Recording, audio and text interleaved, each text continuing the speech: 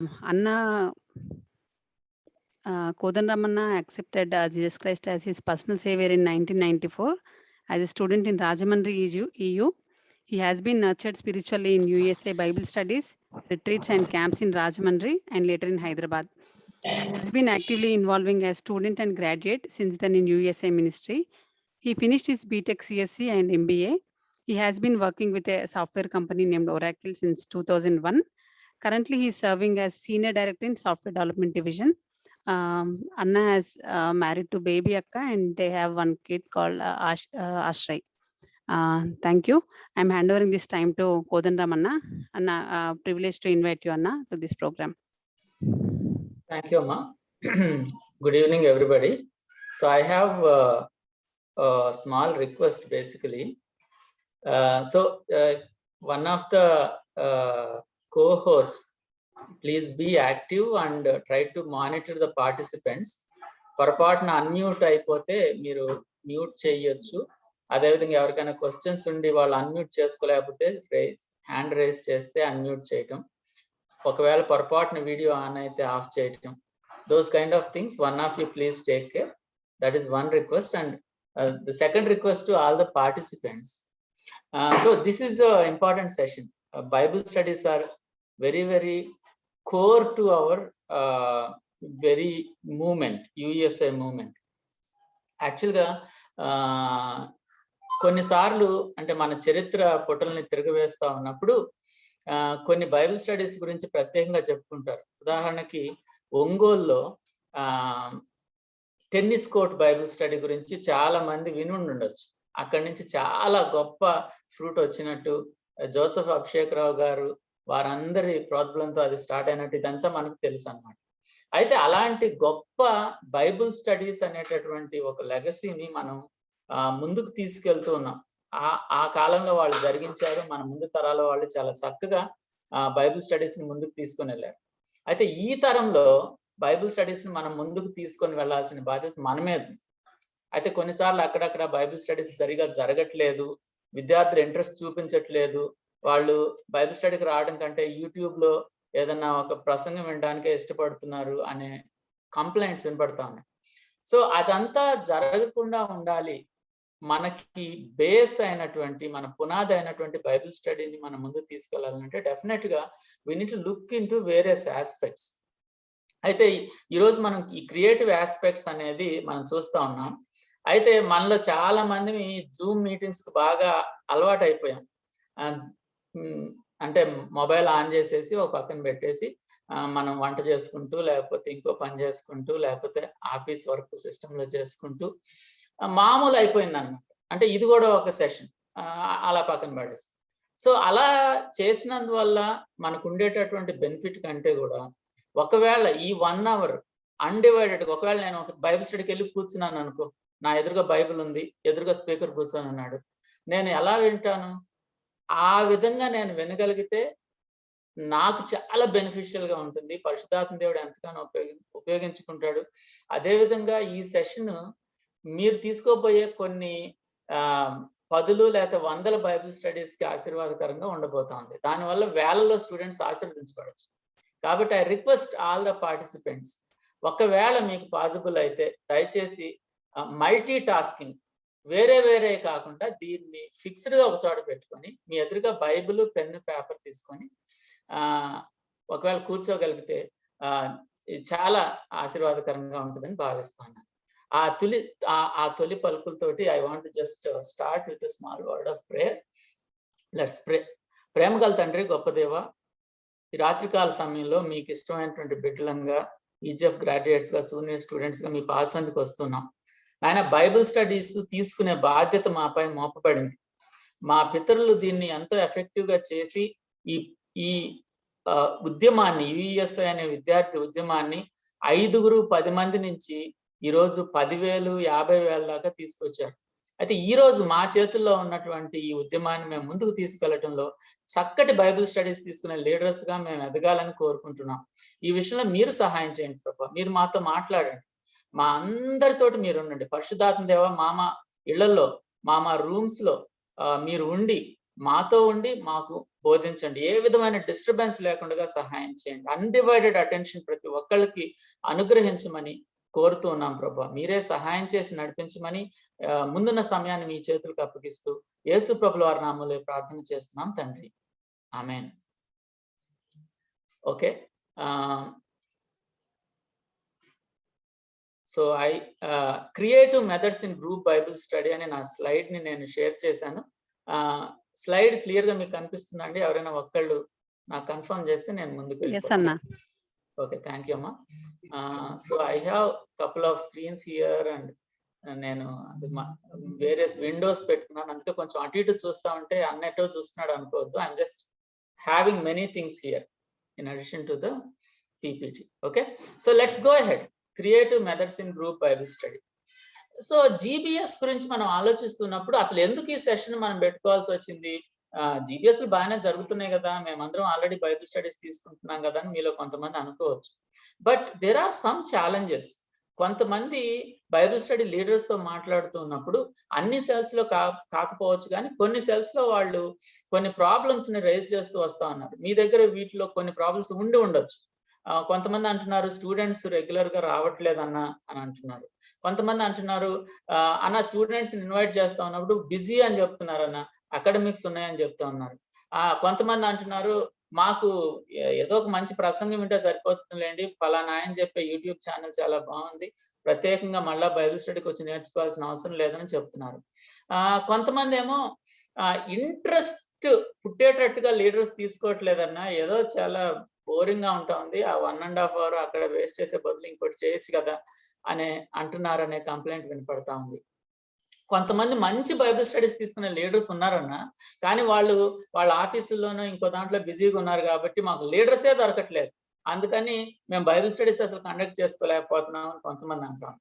ఆ విధంగా మనం ఉన్నటువంటి ఈ ఛాలెంజెస్ ని ఎలా ఎదుర్కోవాలి? అదే విధంగా ఎస్పెషల్లీ ఆన్లైన్ సిచ్యువేషన్ వచ్చినప్పుడు ఇంకా ఛాలెంజెస్ డబుల్ అయినాయేమో అని అంటున్నాను. ఎందుకనంటే కొన్ని చోట్ల నేను మాట్లాడుతూ ఉన్నప్పుడు నేను విన్న మాట ఏంటంటే, online Bible studies are not as effective as the physical Bible studies. ఇవి ఎఫెక్టివ్ గా ఉండట్లేదన్నా, స్టూడెంట్స్ కాన్సన్ట్రేట్ చేస్తున్నారో లేదో తెలియట్లేదు. దీనివల్ల అసలు స్పిరిచువల్ ఇన్పుట్ వాళ్ళకి వెళుతుందో లేదో తెలియట్లేదు. ఆ విధంగా ఇన్పుట్ వెళ్ళకపోవడం వల్ల వాళ్ళు స్పిరిచువల్ గా దిగజారిపోతున్నారు. దిగజారిపోవడం వల్ల వాళ్ళు ఇంకొక విద్యార్థిని యేసు ప్రభు ప్రేమతో కలవలేకపోతున్నారు. స్టాగ్నెంట్ అయిపోతా ఉంది, విజన్ పాస్ ఆన్ అవ్వట్లేదు, బైబిల్ స్టడీస్ ఎక్కడెక్కడ డిమినిష్ అయిపోతా ఉన్నాయి.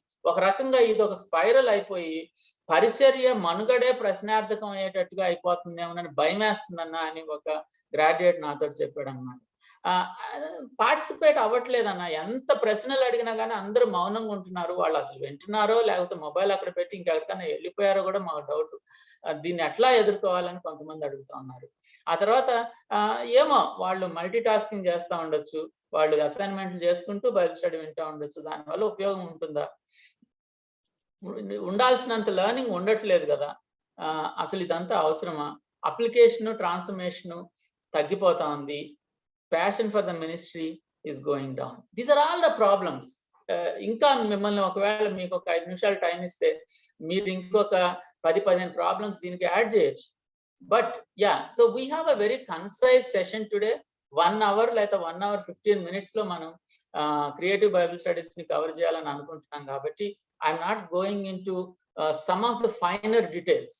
ఇది ఒక షార్ట్ క్రాష్ కోర్స్ లాగా ఉంటది అనమాట. So sometimes I'll be fast, sometimes I'll be skipping few things, but sometimes I'll be elaborate where I need to elaborate. కాబట్టి దాన్ని గమనించండి. మీకు ఏదైనా ప్రశ్నలు ఉన్నట్లయితే most of you have my number. You can contact me, you can ping me, you can even ask for my PPT. Anything is possible, so don't worry about that. Let us go on. అయితే creative Bible studies అంటే Bible study తీసుకునేటప్పుడు మనం general గా ప్రశ్నలు జవాబులు పద్ధతి అంటే leader వస్తాడు, ఒక ప్రశ్న అడుగుతాడు, చాలా మంది సమాధానాలు చెప్తారు. ఆ తర్వాత లీడర్ కంక్లూడ్ చేస్తాడు ఆ క్వశ్చన్ ని, ఇంకొక ప్రశ్న అడుగుతాడు, కొంతమంది సమాధానాలు చెప్తారు. ప్రశ్న జవాబుల పద్ధతిలో గ్రూప్ బైబిల్ స్టడీ మనకి బాగా తెలిసినటువంటి విషయమే. అయితే దానికంటే భిన్నంగా ఇంకేమైనా చేయొచ్చా? ఇంకా క్రియేటివ్ గా ఏమైనా చేయొచ్చా? బైబిల్ స్టడీలో ఉన్నటువంటి విలువలను కోల్పోకుండా, పునాదిని కోల్పోకుండా, వాక్యం యొక్క ప్రాధాన్యతని తగ్గించకుండా, బైబిల్ స్టడీలో ఉన్నటువంటి ఉపయోగాలను తగ్గించకుండా ఇంకేమైనా చేయొచ్చా? ఇది క్రియేటివ్ బైబిల్ స్టడీ. అయితే దాన్ని మనం అర్థం చేసుకోవాలి అర్థవంతంగా అనంటే గ్రూప్ బైబిల్ స్టడీ బేసిక్స్ ని కొన్ని బ్రషప్ చేసుకోవాలి. మీలో చాలా మంది ఆల్రెడీ గ్రూప్ బైబిల్ స్టడీస్ తీసుకుంటున్నారని నాకు తెలుసు. ఒకసారి నేను ఊరికే అడగాలని అనుకుంటున్నాను, మీలో ఎంతమంది గ్రూప్ బైబిల్ స్టడీస్ తీసుకుంటున్నారు? మీరు ఒకసారి జూమ్ లో రైజ్ హ్యాండ్ ఆప్షన్ ద్వారా చెయ్యెత్తి చూపించగలుగుతారా? How many of you are taking group Bible studies అన్న? నేను 1, 2, 3 సార్లు అన్న గ్రూప్ బైబిల్ స్టడీని తీసుకున్నాను అనేవాళ్ళు ఒకసారి జూమ్ లో చెయ్యెత్తండి.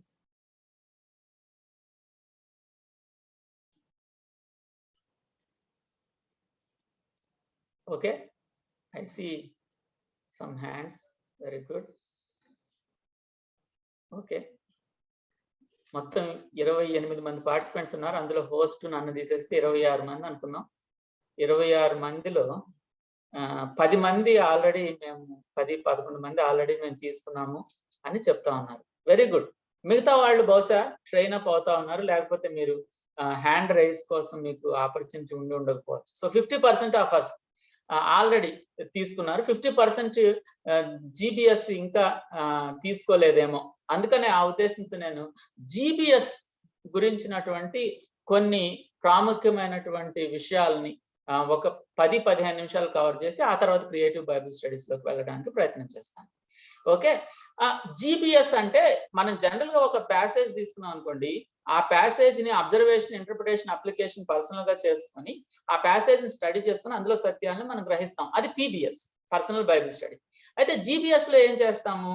ఈ మనం గ్రహించినటువంటి సత్యాలన్నిటిని దృష్టిలో పెట్టుకొని చక్కటి ప్రశ్నలు తయారు చేసుకొని వెళ్ళి ఒక అరగంట, 40 నిమిషాలు, గంట గ్రూప్ లో కూర్చొని మనం ఆ ప్రశ్నల్ని అడగడం ద్వారా వాళ్ళు సమాధానాలు చెప్తారు. ఇదంతా మనకు తెలిసిన విషయమే. సో కాబట్టి PBS మీకు ఆల్రెడీ బాగా తెలుసు, మనందరికి బాగా తెలుసు. కాబట్టి నేను PBS లోకి వెళ్లకుండా డైరెక్ట్ గా GBS అంటే ఏంటి, GBS ని ఎలాగా, PBS లో అబ్జర్వేషన్, ఇంటర్ప్రిటేషన్, అప్లికేషన్ ఉంటాయి కదా.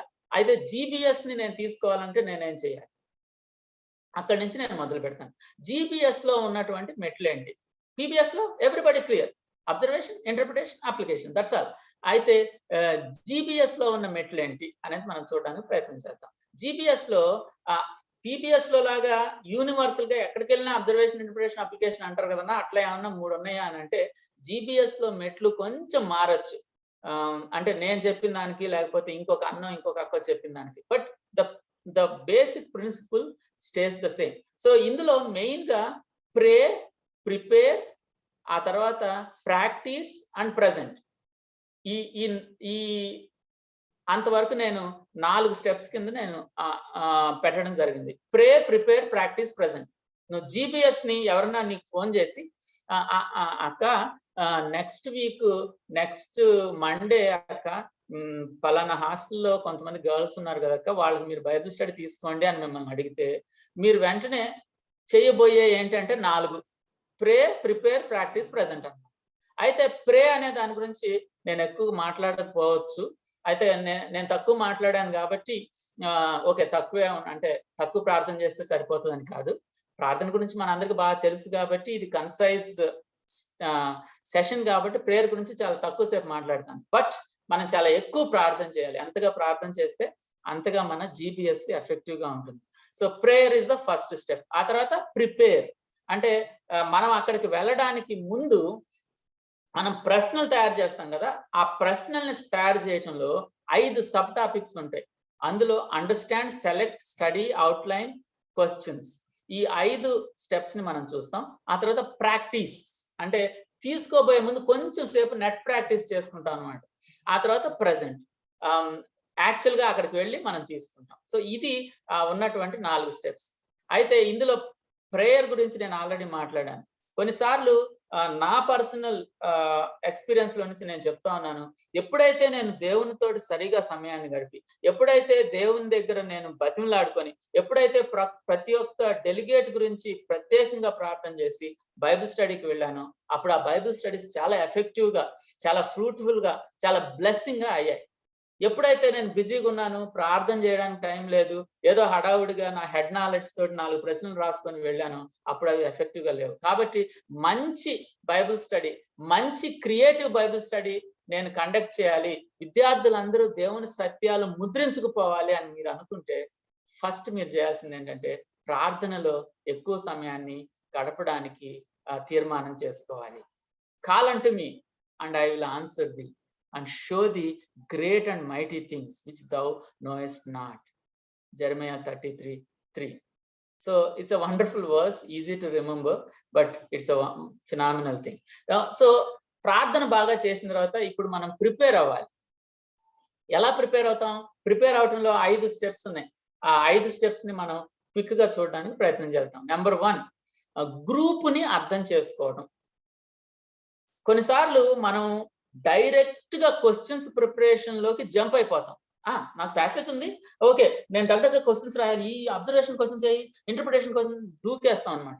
అలా దూకకుండా ప్రార్థన చేసిన తర్వాత కొంచెం సమయాన్ని మనం గ్రూప్ని అర్థం చేసుకోవడంలో స్పెండ్ చేయాల్సిన అవసరం ఉంది. గ్రూప్ని అర్థం చేసుకోవడం అంటే ఏంటన్నా అని అంటే, ఇప్పుడు ఈబిఎస్ మీరు తీసుకోబోతున్నారు. అప్పుడు ఈబిఎస్కి వచ్చేటటువంటి ప్రతి వ్యక్తి యొక్క వాళ్ళ రిలీజియస్ బ్యాక్గ్రౌండ్, వాళ్ళు ఏ మతానికి సంబంధించిన వాళ్ళు, నామినల్సా అదర్ ఫెయితా, అయితే ఈ నామినల్స్ లేదా అదర్ ఫెయిత్ అనేది పెరిఫరల్ గా ఉండొచ్చు. వాళ్ళు దేవుణ్ణి అసలు నమ్ముతున్నారా నమ్మట్లేదా, మెనీ గాడ్స్ అని అంటున్నారా, అథియిస్టిక్ గా ఆలోచిస్తున్నారా, వాళ్ళ ఆలోచన విధానం ఏంటి, అది కనుక మనం కొంత అర్థం చేసుకోగలిగితే మన ప్రశ్నలు తయారు చేయటం, మన టాపిక్ సెలెక్ట్ చేసుకోవడం చాలా ఈజీ అవుతుంది. బీబీఎస్ తీసుకునేటప్పుడు వాళ్ళ ఆత్మీయ స్థాయి, అంటే కొత్త బిలీవర్సా, మొన్ననే జీటీ క్యాంప్ కి అటెండ్ అయినటువంటి వాళ్ళ, లేకపోతే వీళ్ళు ఆల్రెడీ 4-5 సంవత్సరాల నుంచి వస్తున్నారు, ఎల్టీ సిఎంటీసీ కూడా అటెండ్ అయ్యారు, చాలా సీనియర్ బిలీవర్స్. ఇవి అర్థం చేసుకున్నప్పుడు మన ప్రశ్నలు వాటి లోతు కూడా చాలా డిఫరెంట్ గా మారిపోవడానికి అవకాశం ఉంటుంది. అదే విధంగా వాళ్ళ కల్చరల్ బ్యాక్గ్రౌండ్, వాళ్ళ వాల్యూ సిస్టమ్ కూడా మనం అర్థం చేసుకున్నప్పుడు మన ప్రశ్నలు చాలా ఈజీగా స్పెసిఫిక్ గా ఉండడానికి అవకాశం ఉంటుంది. అదే అంత మాత్రం కాకుండా ఎడ్యుకేషనల్ బ్యాక్గ్రౌండ్, మెచ్యూరిటీ అర్థం చేసుకోవాలి. ఎందుకంటున్నానంటే కొన్నిసార్లు మనం ఇంటర్మీడియట్ స్టూడెంట్స్ కి ప్రిపేర్ అయినటువంటి క్వశ్చన్స్ లేకపోతే తయారు చేసుకున్నటువంటి passage it might not be so useful for a PhD student. వాళ్ళు చాలా అనలిటికల్ గా ఉంటారు.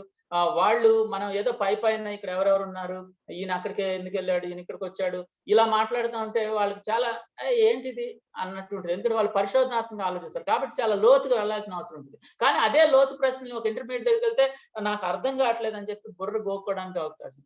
కాబట్టి మెచ్యూరిటీని అర్థం చేసుకొని మనం ప్రశ్నల్ని తయారు చేసుకోవాల్సిన అవసరం ఉంటుంది. ఈజీఎఫ్ తీసుకుంటున్నారు అనుకోండి, ప్రశ్నలు చాలా డెప్త్ లోకి వెళ్ళాలి. ఈపీఎస్ లో బహుశా పెరిఫరల్ గా మాట్లాడొచ్చు, ఆ విధంగా అర్థం చేసుకో. సాంఘిక పరిస్థితులు, ట్రెండ్స్, వాళ్ళ అలవాట్లు, వాళ్ళ సమస్యలు, ముఖ్యంగా అంటే వాళ్ళు ఎలాంటి సమస్యలో ఉన్నారు, are they addicted to something, లేకపోతే వాళ్ళ ఎగ్జామ్స్ లో ఏమైనా ప్రాబ్లమ్స్ ఉన్నాయా, ఎడ్యుకేషన్ వాళ్ళు స్ట్రగుల్ అవుతున్నారు, ఇవన్నీ మనం అర్థం చేసుకొని వాళ్ళ గురించి ప్రార్థన చేసి మన బైబిల్ స్టడీ తీసుకునేటప్పుడే వాటన్నిటినీ ఆ దృష్టిలో పెట్టుకొని మన ప్రశ్నలు, మన విషయాలు ఉన్నప్పుడు చాలా చక్కగా బైబిల్ స్టడీ ఉంటుంది అనమాట. So number 1, understand the group. ఇది ప్రిపరేషన్ లో number 1, understand group. Number 2, select. ఏం సెలెక్ట్ చేయాలి సార్ అని అంటే, టాపిక్, పర్పస్ అండ్ టెక్స్ట్. అంశం, ఉద్దేశము, వాక్య భాగము.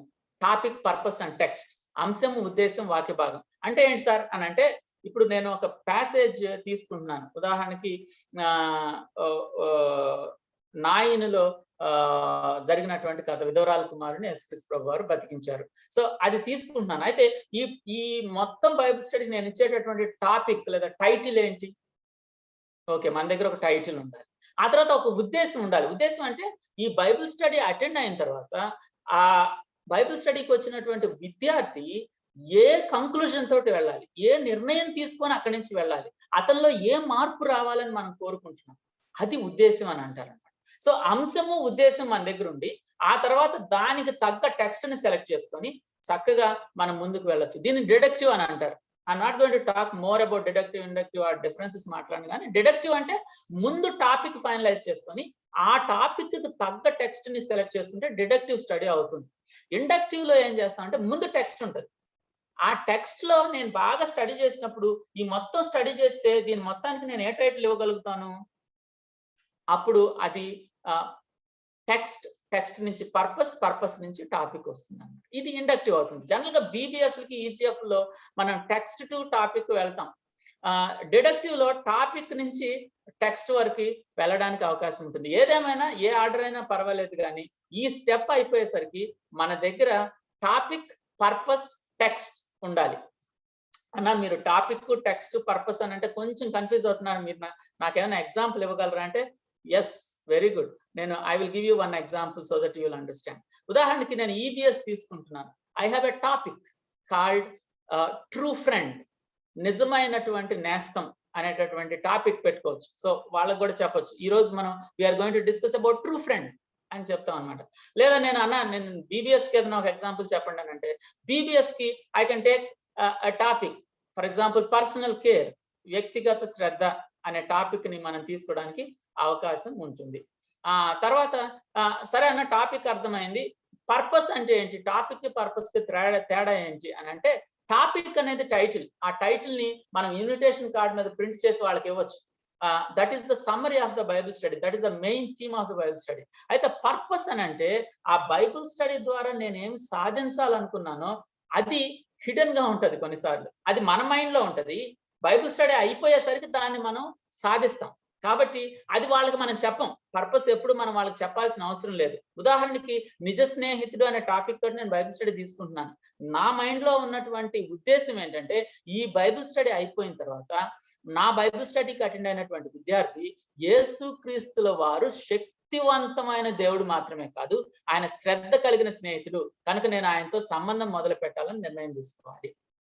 సో దిస్ ఈజ్ వాట్ అంటే, నేను అడిగే ప్రశ్నలు కానీ, నేను తయారు చేసుకునేటటువంటి ఆ ఫ్లో ఆఫ్ థాట్ కానీ అంతా కూడా దేని చుట్టూ తిరుగుతూ ఉంటుంది అంటే, నిజ స్నేహితుడు, ఎస్, అంత మాత్రమే కాదు, యేసుక్రీస్తు ప్రభువుల వారు శక్తివంతమైన దేవుడు, శ్రద్ధ కలిగిన స్నేహితుడు.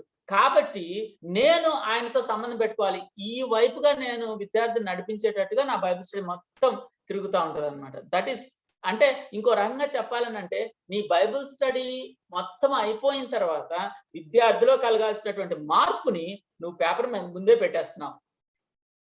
వ్యక్తిగత శ్రద్ధ అంటే ఈ విధంగా రాసుకోవచ్చు. నా బైబిల్ స్టడీకి వచ్చినటువంటి విద్యార్థి బైబిల్ స్టడీ అయిపోయి తిరిగి వెళ్ళేటప్పుడు వ్యక్తిగత శ్రద్ధ అంటే ఏంటి, ఎలా చూపించాలని తెలుసుకొని, నేను కూడా ఇంకొక జూనియర్ స్టూడెంట్ మీద వ్యక్తిగత శ్రద్ధ చూపిస్తాను అని నిర్ణయం తీసుకొని వెళ్ళిపోవాలి. That is purpose. సో కాబట్టి టాపిక్ అండ్ పర్పస్ ఇవి క్లారిటీ వచ్చింది అని అనుకుంటా ఉన్నాను. ఇప్పుడు నేను మీకు ఒక చిన్న హోంవర్క్ ఇస్తాను. Let's take 1 minute. Can you think of a topic for EBS? EBS కి మీరు టాపిక్ ఏదన్నా ఆలోచన చేసినట్లయితే దాన్ని మీరు అన్మ్యూట్ చేసుకొని చెప్పొచ్చు, లేదా దాన్ని చాట్ లో టైప్ చేయొచ్చు. I'm looking at the chat as well. You can send it to everybody or you can send it to me. Kodanram అని సెలెక్ట్ చేసుకుని పంపించవచ్చు. Anything is fine with me. Okay కొన్ని టాపిక్స్ వస్తా ఉన్నాయి. Good relation, it's a good topic.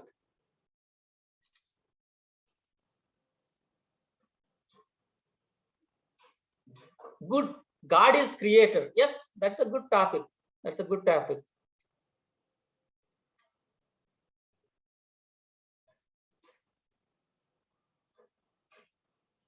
Facing rejection, that's a good topic. Very good. God is holy, that's a good topic. Right? ఇలా మీరు ఒక topic తయారు చేసుకొని ఆ టాపిక్ కి తగిన పర్పస్. సో కీ ఏంటంటే, ఇక్కడ కొన్నిసార్లు మనం డైరెక్ట్ గా క్వశ్చన్స్ లోకి జంప్ అవుతున్నామేమో. కొంచెం టైం తీసుకొని, టెక్స్ట్ ఉంది, ఈ టెక్స్ట్ ని స్టడీ చేసిన తర్వాత దీనికి ఇది టాపిక్, ఈ టెక్స్ట్ ని GBS చేసిన తర్వాత ఇది పర్పస్ అని మనం పేపర్ మీద రాస్తే చాలా చాలా important. Even now when I take a Bible study, I write topic and purpose on the paper.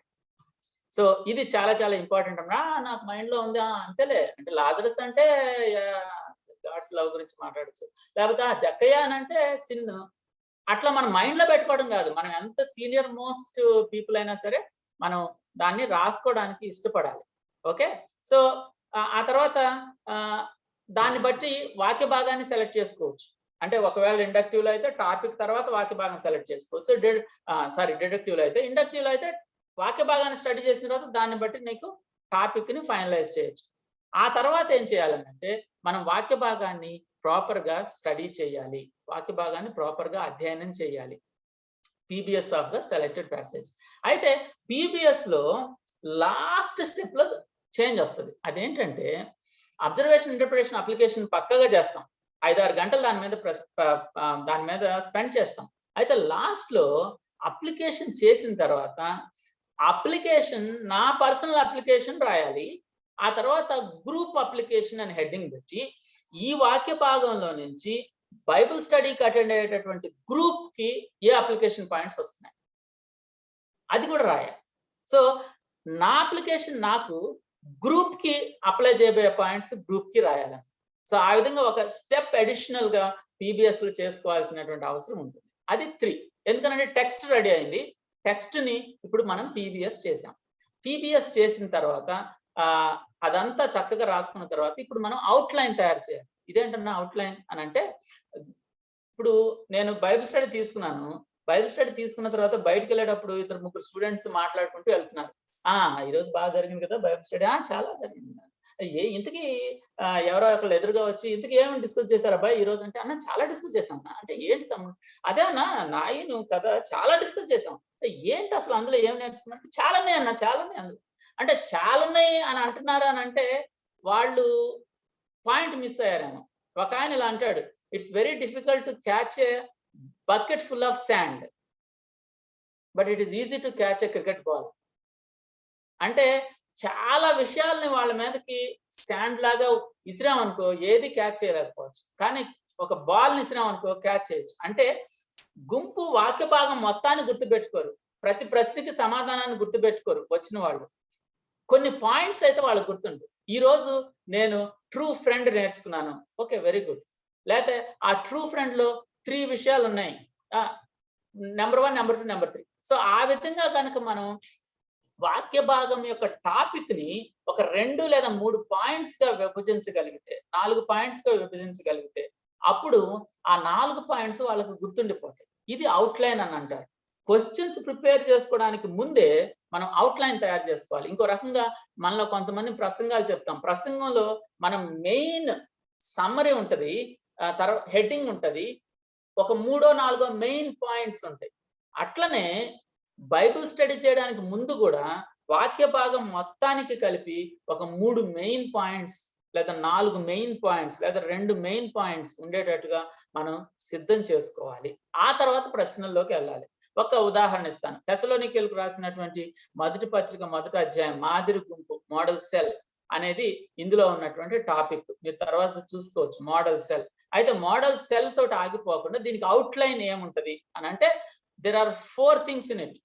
Characteristics of model cell, మాదిరి గుంపు యొక్క గుణగణాలు, అది స్టార్టింగ్ లో ఉంటాయి అన్నమాట. ఆ తర్వాత genesis of the model cell, మాదిరి గుంపు ఎలా ఆరంభమైంది, మోడల్ సెల్ ఎలా స్టార్ట్ అయింది, అది తర్వాత ఉంటది. ఆ తర్వాత టెస్ట్ ఫర్ మోడల్ సెల్, మాదిరి గుంపుకు వచ్చిన పరీక్ష ఏంటి, రిజల్ట్స్ ఆఫ్ మోడల్ సెల్, మాదిరి గుంపు ద్వారా వచ్చిన ఫలితాలు. సో నా బైబిల్ స్టడీ అయిపోయేసరికి ఈ రోజు ఏం నేర్చుకున్నారంటే, అన్న ఈ రోజు మేము క్యారెక్టరిస్టిక్స్ చూసామన్న మోడల్ సెల్ కి, ఆ తర్వాత అది ఎలా ప్రారంభమైందో చూసాం, మధ్యలో ఒక టెస్ట్ వచ్చిందంట, ఫైనల్ గా రిజల్ట్స్ కూడా చూసాం అని వాళ్ళు చెప్పగలిగితే we did a right apt job. ఇంకొక ఎగ్జాంపుల్ ఇస్తాను. ఉదాహరణకి దీన్ని నేను ఎక్కువగా వాడుతూ ఉంటాను. Widows and raised. వెంటనే ఆయన నాయన్ అనే ఒక ఊరికి వెళ్ళుచుండగా ఆయన శిష్యులను బహుజన సమూహం ఆయనతో కూడా వెళ్ళుచుండ్రి.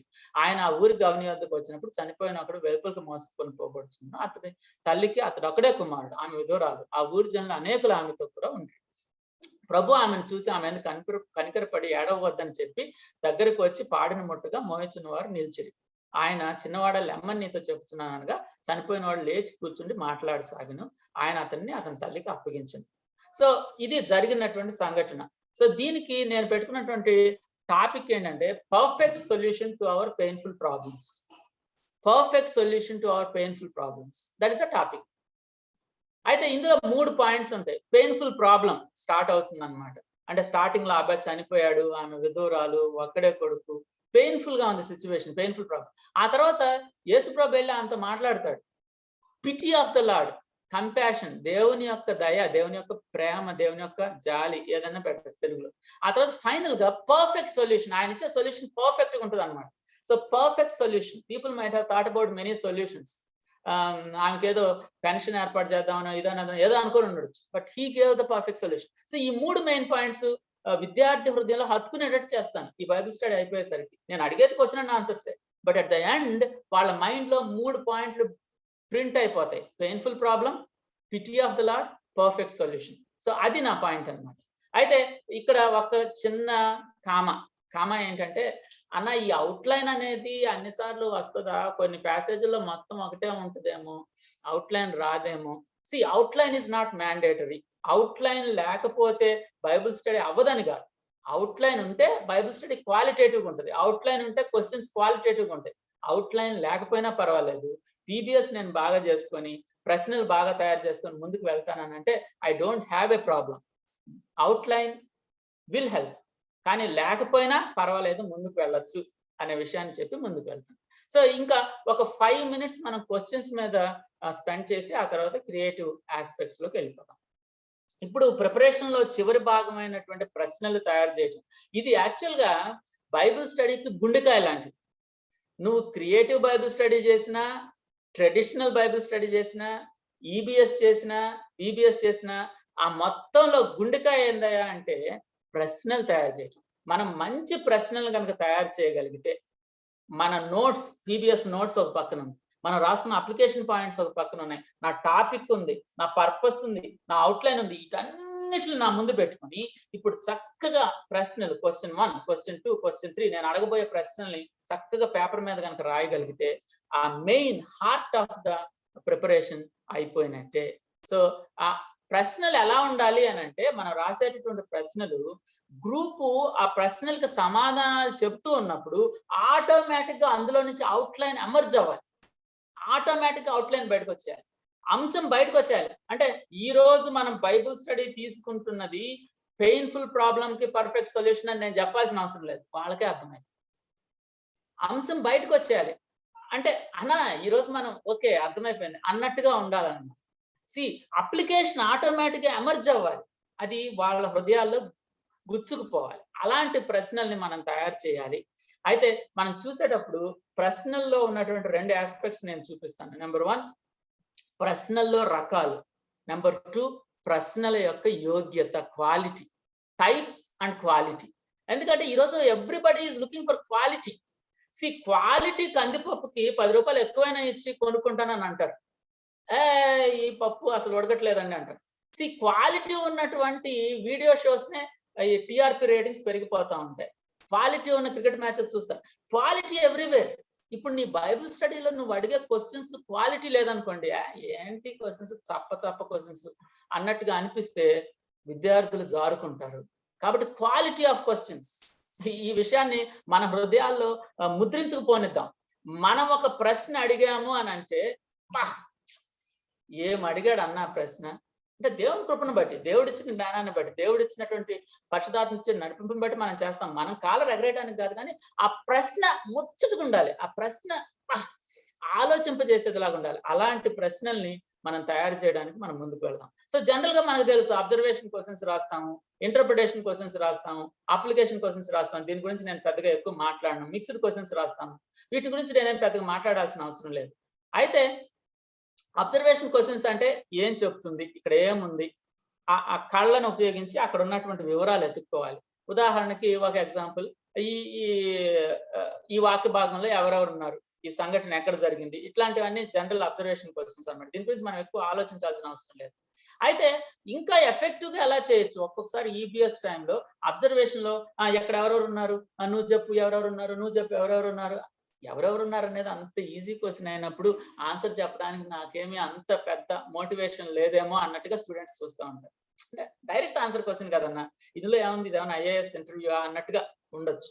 అందుకని ఎవరెవరు ఉన్నారు కంటే కూడా ఈ సంఘటనని నీ సొంత మాటలో కథలాగా చెప్పు. అబ్జర్వేషన్ జరిగేది అక్కడ, కానీ అది ఇంకా బహుశా ఎఫెక్టివ్గా ఉంటుందేమో. సో అలా మనం ఆలోచించుకొని అక్కడ ఉన్నటువంటి అబ్జర్వేషన్ క్వశ్చన్స్ కూడా మనం ఎఫెక్టివ్ గా తయారు చేయొచ్చు. ఇంటర్ప్రిటేషన్ క్వశ్చన్స్ అంటే ఎందుకు, ఎలా అనేది చీఫ్, బుర్ర ఉపయోగించాలి వాళ్ళు. అబ్జర్వేషన్ క్వశ్చన్స్ లో వాళ్ళు కళ్ళు ఉపయోగిస్తారు, అక్కడ ఉన్న విషయాలను చూసి చెప్పేస్తారు. వివరణ ప్రశ్నల్లో బుర్రను ఉపయోగించేటట్టు చేసి ఆ ప్రశ్నకి సమాధానాన్ని వాళ్ళు డైరెక్ట్ గా ఎత్తుకోలేరు, కొంచెం ఆలోచించి చెప్పాలన్నమాట. ఫ్యూనరల్ యాత్రలో ఉన్నటువంటి ప్రజలు ఏం మాట్లాడుకుంటూ ఉండుంటారు, వాళ్ళు ఎలా స్పందిస్తూ ఉండుంటారు అనేది ఒక ప్రశ్న.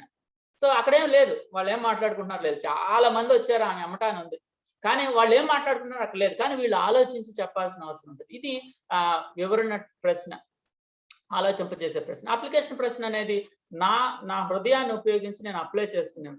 నీ బాధల్లో సమస్యల్లో యేసుక్రీస్తు ఎలా స్పందిస్తారు? ఆమె సమస్యలో ఉంది, ఆయన కంపాషన్, ఆమె దగ్గరకు పరిగెత్తుకుంటా వచ్చినట్టు వచ్చేసాడు. అమ్మ ఏడవద్దు అని అన్నాడు. నీ బాధల్లో సమస్యల్లో యేసుక్రీస్తు ఎలా స్పందిస్తాడు నువ్వు అనుకుంటున్నావు.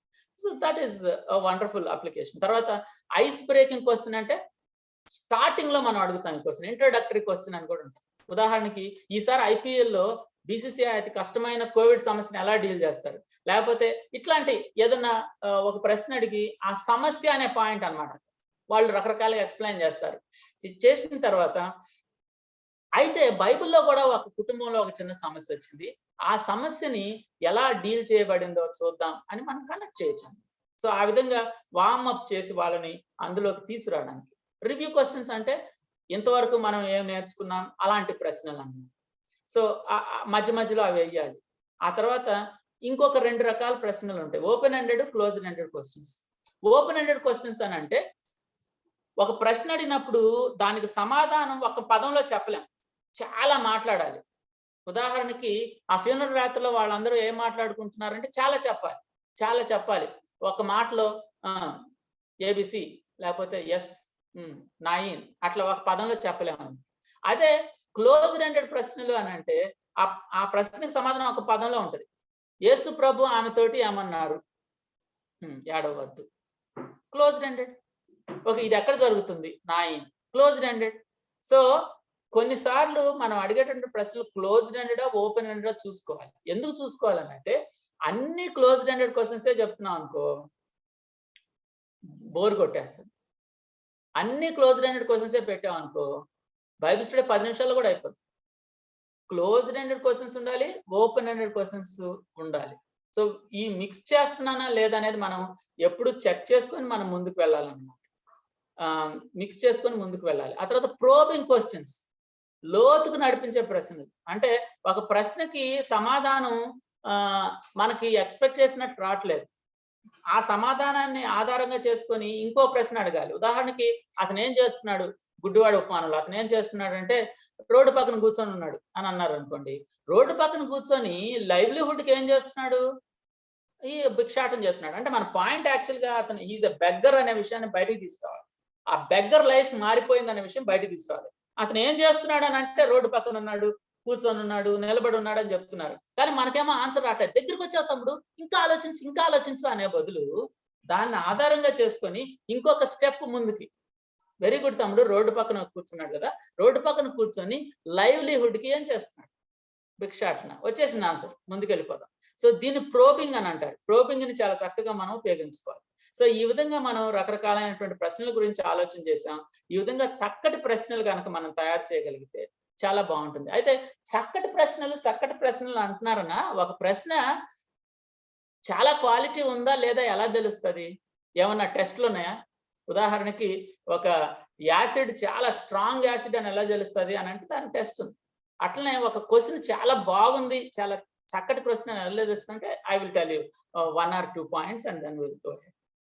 నెంబర్ 1, క్వాలిటేటివ్ క్వశ్చన్ ఎప్పుడు కూడా స్పష్టంగా సూటిగా ఉంటుంది. బ్రీఫ్ అండ్ క్లియర్, స్పష్టంగా సూటిగా, క్లుప్తం, స్పష్టంగా సూటిగా క్లుప్తంగా ఉంటది.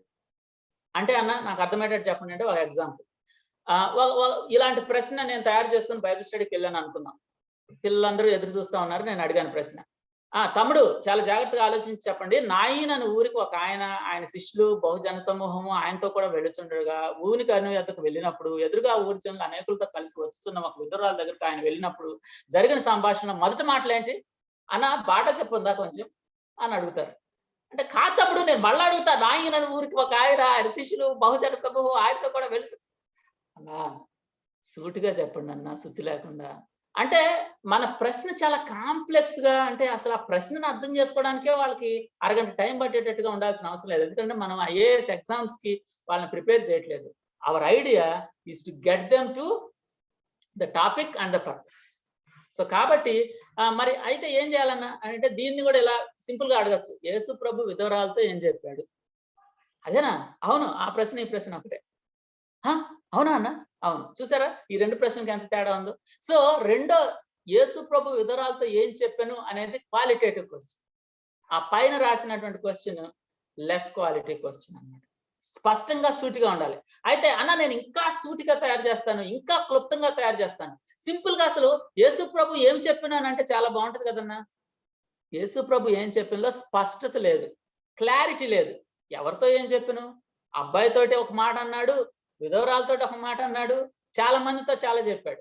సో ఇందులో డీటెయిల్స్ మిస్ అయినాయి. డీటెయిల్స్ ని కాంప్రమైజ్ అవ్వద్దు. డీటెయిల్స్ అన్ని ఉండాలి, కానీ ప్రశ్న బ్రీఫ్ గా ఉండాలి. సో కాబట్టి యేసు ప్రభు ఏమి చెప్పిన అనేది కూడా క్వాలిటీ క్వశ్చన్ కాదు. యేసు ప్రభు విధవరాలతో ఏమి చెప్పిన అనేది బ్రీఫ్ గా ఉంది, క్లియర్ గా ఉంది. That is what is required. So ఒకవేళ నేను తయారు చేసినటువంటి ప్రశ్నని చూస్తా ఉన్నప్పుడు అబ్బా ఇది బ్రీఫ్ గా రావట్లేదబ్బా, ఎంత ట్రై చేసినా ఒకవేళ కొన్ని వివరాలు తీసేస్తేనే బ్రీఫ్ గా వస్తుంది అని నీకు అనిపిస్తే, ఒకవేళ దాన్ని 2 క్వశ్చన్స్ గా డివైడ్ చేస్తే మంచిదేమో ఆలోచించు. ఫ్రెండ్స్ ఇప్పటికీ కూడా నేను బైబిల్ స్టడీ చేసేటప్పుడు క్వశ్చన్స్ విషయంలో రెజిల్ అవుతాను. ఆ క్వశ్చన్ తీసుకుని ఒక్కోసారి నా భార్యతో కూడా డిస్కస్ చేస్తూ ఉంటాను. ఈ ప్రశ్న రాశాను, ఇట్లా కాకుండా ఇంకెలా అడగచ్చు, ఇంకా ఎఫెక్టివ్ గా ఎలా చేయొచ్చు. The same question, same context, same thing, same answer, but ఇంకా బెటర్ గా ఎలా అడగచ్చు, ఇంకా ఆలోచింపజేసేదిగా ఎలా అడగచ్చు, ఇంకా దీన్ని ఇంకా ఎఫెక్టివ్ గా ఎలా చేయొచ్చు. ఓకే, రెండవ point number 1 brief and clear, స్పష్టంగా సూటిగా క్లుప్తంగా. నెంబర్ 2 డెస్టినేషన్ ఓరియంటెడ్ గా ఉండాలి. ప్రశ్నలు గమ్యానికి నడిపించేలాగా ఉండాలి. అంటే ఏంటన్నా నాకు అర్థం కావట్లేదు అని అంటే, ప్రశ్న అడగడం ద్వారా డెలిగేట్స్ ని ఒక గమ్యం వైపు చూపించి సరైన సమాధానం చెప్పడం సులభమయ్యేలాగా చేయాలి. పైన ప్రశ్న ఎవరైనా అడుగుతారు, సరైనటువంటి సమాధానం చెప్పడం సులభం అవ్వాలి. అంటే క్వశ్చన్ లోనే వాళ్ళకి ఈజీ చేసేయాలి విషయాన్ని. ఒక ఉదాహరణ చెప్తాను వినండి. ఒక బైబిల్ స్టడీకి నేను వెళ్ళాను. ఆ బైబిల్ స్టడీలో నిజంగా జరిగినటువంటి సంఘటన నేను చెప్తా ఉన్నాను. ఒక పెద్ద ఆయన తీసుకున్నాడు ఆ బైబిల్ స్టడీ. ఆ ప్యాసేజ్ తీసుకొని వచ్చారు. ఆ ప్యాసేజ్ చెప్పాడు. తమ్ముడు చదవండి 13వ వచనం, ఎవరన్నా ఒకళ్ళు చదివారు. తమ్ముడు ఈ వచనంలో మనం ఏం నేర్చుకున్నాం చెప్పండి, చెప్పారు. ఆ తర్వాత 14వ వచనం చదవండి, చదివారు. ఈ వచనంలో ఏం నేర్చుకున్నాం చెప్పండి, చెప్పారు. 15వ వచనం చదవండి, తర్వాత ఏంటి, ఈ వచనంలో ఏం ఒరే బైబిల్ స్టడీ ప్రిపేర్ అవడం ఎంత ఈజీయా? ఏం లేదు వాళ్ళకి. ఈ వచనంలో ఏమి నేర్చుకున్నాం, ఈ వచనంలో మనం గ్రహించింది ఏంటి, ఈ వచనం ద్వారా మన జీవితం ఎలా మారుతుంది, ఈ వచనంలో మన అప్లికేషన్ ఏంటి, ఎవరైనా అడుగుతారు ఈ ప్రశ్న. అంటే నువ్వు పీబీఎస్ చేయలేదన్నమాట, నువ్వు హార్డ్ వర్క్ చేయలేదన్నమాట. ఎందుకు అంటే ఈ వచనంలో ఏం నేర్చుకున్నావు అంటే ఏదైనా నేర్చుకోవచ్చు, ఏదైనా నేర్చుకోవచ్చు. ఈ వచనంలో ఏం నేర్చుకున్నావు అంటే, యేసు ప్రభు రోడ్డు మీద వెళ్తా ఉంటే ఆన్ ద వేలో నాయన్ అనే ఊరు వచ్చిందని నేర్చుకున్నాను నేను. ఓకే, అయితే ఏంటి, నా డెస్టినేషన్ ఏమో అక్కడే పవర్ఫుల్ పెయిన్ఫుల్ ప్రాబ్లము అటువైపుకి నేను నడిపించాలని అంటే, వాళ్ళేమో అక్కడక్కడ తిరుగుతున్నారు. ఎందుకు తిరుగుతున్నారు? నా క్వశ్చన్ లో డెస్టినేషన్ లేదు. కాబట్టి ఇందులో ఏం నేర్చుకున్నాం అనేటప్పుడు నేను ఎటువైపుకైతే నడిపించాలో, నేను తీసుకోవాల్సిన లెర్నింగ్ ఏంటి, విద్యార్థి ఎక్కడికి రావాలనేది మిస్ అయిపోతుంది. యేసుక్రీస్తు ప్రభువు వారు మొదట ఎందుకు తల్లితో మాట్లాడారు? ఎలా ఉంది ప్రశ్న? చాలా బాగుంది. అది 13వ వచనంలో ఉన్నటువంటి విషయం. అది మొదట ఎందుకు తల్లితో మాట్లాడారు? డైరెక్ట్ గా ఆయన తాడి దగ్గరికి వెళ్ళి అతను బతికించవచ్చు కదా, ముందు తల్లితో ఎందుకు మాట్లాడారు అసలు? అది అందులో నుంచి రాబట్టాలి మనం. అప్పుడు డెస్టినేషన్ దగ్గరికి వెళ్తుంది. అప్పుడు పిటీ ఆఫ్ ద లార్డ్ బయటకు వస్తుంది. ఆ విధంగా మనం ప్రశ్నలు తయారు చేసేటప్పుడు నా అవుట్లైన్ వైపుకి వెళ్తున్నాయా, ఆ ప్రశ్న అడగగానే వాళ్ళు ఆలోచిస్తున్నారా, ఆ ప్రశ్న అడగగానే రైట్ డైరెక్షన్ లో డిస్కషన్ వెళ్తుందా అనేది మనం ఆలోచించుకుంటే ప్రశ్న చాలా బాగుంటుంది. అవుట్లైన్, టాపిక్ ఇవన్నీ బయటకు వచ్చేయాలి ప్రశ్న. ఆ తర్వాత ఆలోచింప చేయాలి. అయితే ఒక విషయాన్ని, వాక్య భాగంలో అన్ని కవర్ చేయాల్సిన అవసరం లేదు. వాక్య భాగంలో ప్రతి పదాన్ని నేను కవర్ చేసుకుంటూ ప్రశ్నలు తయారు చేయాలని అంటే ఆ బైబిల్ స్టడీకి 5-6 గంటలు పట్టొచ్చు. ఎందుకంటే దేవుని వాక్యం అనేది ఒక పెద్ద భండాగారం. ప్రతి పదంలోనూ గంటల తరబడి నేర్చుకునే విషయాలు ఉంటాయి. కానీ ఆ బైబిల్ స్టడీ అయిన తర్వాత నా ఉద్దేశం ఒకటి ఉందే, ఈ ఉద్దేశానికి అనుగుణమైన ప్రశ్నలు అడగాలి. ఉదాహరణకి నేను ఒక ప్రశ్న పెట్టుకున్నాను అనుకోండి, నాయునికి యెరూషలేముకి ఎంత దూరం ఉంది? ఆ రోజుల్లో వాళ్ళు ఉపయోగించేటటువంటి ప్రయాణ సాధనాలు ఏంటి? మంచి ప్రశ్నలు ఇవన్నీ. చాలా ఆలోచింపజేస్తాయి. కానీ పెయిన్ఫుల్ ప్రాబ్లమ్ కి దీనికి సంబంధం ఉందా? పర్ఫెక్ట్ సొల్యూషన్ కి దీనికి సంబంధం ఉందా? లేదు. లేదు కాబట్టి ఆ ప్రశ్న నేను అడగను. కాబట్టి నా ప్రశ్నను నేను చూసినప్పుడు ఈ ప్రశ్న నేను అనుకున్నటువంటి పర్పస్ కి, నేను అనుకున్నటువంటి అవుట్లైన్ కి జస్టిస్ చేస్తుందా లేదా అనేది చూసుకొని దాన్ని బట్టి నా ప్రశ్న ఉండాలా లేదా అనేది డిసైడ్ చేసుకోవాలి. సో ఈ విధంగా ఏం నేర్చుకున్నాం, ఏం అర్థమైంది, ఇట్లాంటి ప్రశ్నలు జీవితంలో ఎప్పుడు ఉపయోగించవచ్చు. దయచేసి ఇక్కడ ఉన్నటువంటి 34 మందికి నేను విజ్ఞప్తి చేస్తా ఉన్నాను, ఎప్పుడైనా సరే మీరు బైబిల్ స్టడీ చేసుకునేటప్పుడు నేను గుర్తు రావాలి మీకు, ఈ వచనాన్ని బట్టి ఏం నేర్చుకున్నాం, ఈ వచనాన్ని బట్టి ఏం అర్థమైందన్న ప్రశ్న జీవితంలో అడగదు. అందులో ఉన్నటువంటి విషయాన్ని డెస్టినేషన్ ఓరియంటెడ్ గా ప్రశ్న తయారు చేయాలి. రైట్. ఆ తర్వాత ఏం చేయాలి అని అంటే ప్రతి ప్రశ్నకి సమయాన్ని కేటాయించుకోవాలి. సమయాన్ని కేటాయించుకోవడం అంటే ఓకే, మొదటి ప్రశ్నకి 3 నిమిషాలు పడుతుంది, రెండో క్వశ్చన్కి ఇది క్లోజ్డ్ ఎండెడ్ 1 నిమిషం సరిపోద్ది, మూడో క్వశ్చన్ అమ్మో చాలా డిస్కషన్ ఉంది దీనికి 4 నిమిషాలు పడుతుంది. ఇట్లా మనం టైంను మార్క్ చేసుకొని మొత్తం బైబిల్ స్టడీ ఎంత టైంలో పడుతుంది అనేది మనం ఎస్టిమేట్ చేయగలగాలి. కొన్నిసార్లు అన్నొచ్చాడా బైబిల్ స్టడీకి అయిపోయాం, ఈ రోజు 2 గంటల దాకా అన్న అవుతాడు. పాపం అన్న బాగా ప్రిపేర్ అయ్యాడు, కానీ అన్న ఎక్కడ మిస్ అయ్యాడంటే ప్రతి క్వశ్చన్ పక్కన కనుక మార్క్ చేసుకొని ఉన్నట్లయితే టోటల్ చేసుకుంటే అన్నకే అర్థమైపోయేది 120 నిమిషాలు వస్తుంది ఇది. ఇన్ని క్వశ్చన్స్ ఏం చేయాలి ఇప్పుడు? మరి మనం ఏం చేయాలంటే కొన్నిటిని బహుశా తీసేయాల్సి వస్తుంది. అంటే నా అవుట్లైన్ ఆధారం చేసుకొని, నా పర్పస్ ఆధారం చేసుకొని ఇందులో ఉన్న కొన్ని ఆప్షనల్ క్వశ్చన్స్ తీసేసి మిగతా ఉన్న ముఖ్యమైన ప్రశ్నల ద్వారా ఇక్కడికి నడిపించాలి. ఆ విధంగా మనం తయారు చేసుకుంటే సరిపోతుంది అన్నమాట. సో ఒక మోడల్ లాగా, అంటే నేను జస్ట్ ఇక్కడ పెట్టాను, but all of us know it. So అంటే ఎలా ప్రశ్నలు ఆర్గనైజ్ చేస్తాము అనేది, but we don't have to be worried about. So final గా క్వశ్చన్స్ రాసిన తర్వాత ఆ క్వశ్చన్స్ మనం వేసుకున్నటువంటి నేర్చుకున్న ధ్యేయాన్ని, మనం రాసుకున్నటువంటి ఉద్దేశాన్ని నెరవేరుస్తున్నాయా లేదా సరిచూసుకొని చెప్పచ్చు అన్నమాట. సో చక్కగా ఒక ఇంట్రడక్షన్, కంక్లూజన్ పెట్టుకోవచ్చు. So this is where we're. Okay, preparation ఆ తర్వాత కొంచెం సేపు మనం ప్రాక్టీస్ చేసుకోవచ్చు. ప్రాక్టీస్ అయిపోయిన తర్వాత అక్కడికి వెళ్ళి చక్కగా ప్రజెంట్ చేసేటప్పుడు బాడీ లాంగ్వేజ్, లేకపోతే ఎట్లా కొన్ని సమస్యలు వస్తే మౌనంగా ఉంటే ఎట్లా డీల్ చేయాలి, అవన్నీ they are there in as part of GBS which I'm not planning to cover. So if you want to have some example, నేను యాక్చువల్గా ఈ perfect solution to painful problem కి నేను కొన్ని క్వశ్చన్స్ రాశాను అనమాట. I will just distribute this to you. If you want you can ask me, you can check. అంటే నేనేదో పర్ఫెక్ట్ గా చేశానని కాదు, కానీ నేను కూడా హడావుడిగానే చేశాను ఈ టాపిక్ కోసం. You can just check okay how, అంటే ఈ క్వశ్చన్స్ ఎలా ఆర్డర్ లో వెళ్తున్నాయని. So now I'm coming to the creative methods. అన్న ఇప్పటి వరకు మీరు చెప్పిందంతా మాకు ఆల్రెడీ తెలిసిందే అన్నానంటే వెరీ గుడ్, తెలిసింది మళ్ళా ఒకసారి రివైజ్ చేసుకోవడం చాలా మంచిది. ఇప్పుడు తెలియని విషయాల్లోకి వెళ్దాం. Creative methods in group Bible study. అంటే ఇప్పుడు ఎక్కడికి వస్తూ ఉన్నామనంటే, నా గ్రూప్ బైబిల్ స్టడీస్ చేస్తా ఉన్నాము, క్వశ్చన్స్ ఆన్సర్స్ బాగానే జరుగుతూ ఉన్నాయి, కానీ ఇంకా క్రియేటివ్గా ఎలా చేయొచ్చు, ఇంకా ఎఫెక్టివ్గా ఎలా చేయొచ్చు, ఇంకా స్టూడెంట్ ఇంట్రెస్ట్ పెరిగేటట్టుగా ఎలా చేయొచ్చు, ఆ ప్రశ్నకి మనం ఆన్సర్ చేయడానికి ప్రయత్నం చేద్దాం. అసలు క్రియేటివిటీ అంటే ఏంటి? క్రియేటివిటీ అంటే ఏంటి అని అంటే ability to visualise and generate new ideas. ఇంకో రకంగా చెప్పాలనంటే మానవులకు ఉపయోగకరంగా ఉండేలా దేన్నైనా నూతన విధానంలో చేసే సామర్థ్యాన్ని క్రియేటివిటీ అంటారు. క్రియేటివిటీలో ఒక ఇంపార్టెంట్ విషయం ఏంటో తెలుసా? ఉపయోగకరంగా ఉండేలా. దాన్ని అండర్లైన్ చేసుకోవాలి. So I can be creative. ఒక రాయి తీసుకొని క్రియేటివ్గా నా మొహం బద్దలు కొట్టుకోవచ్చు, దానిలో ఉపయోగం ఏముంది?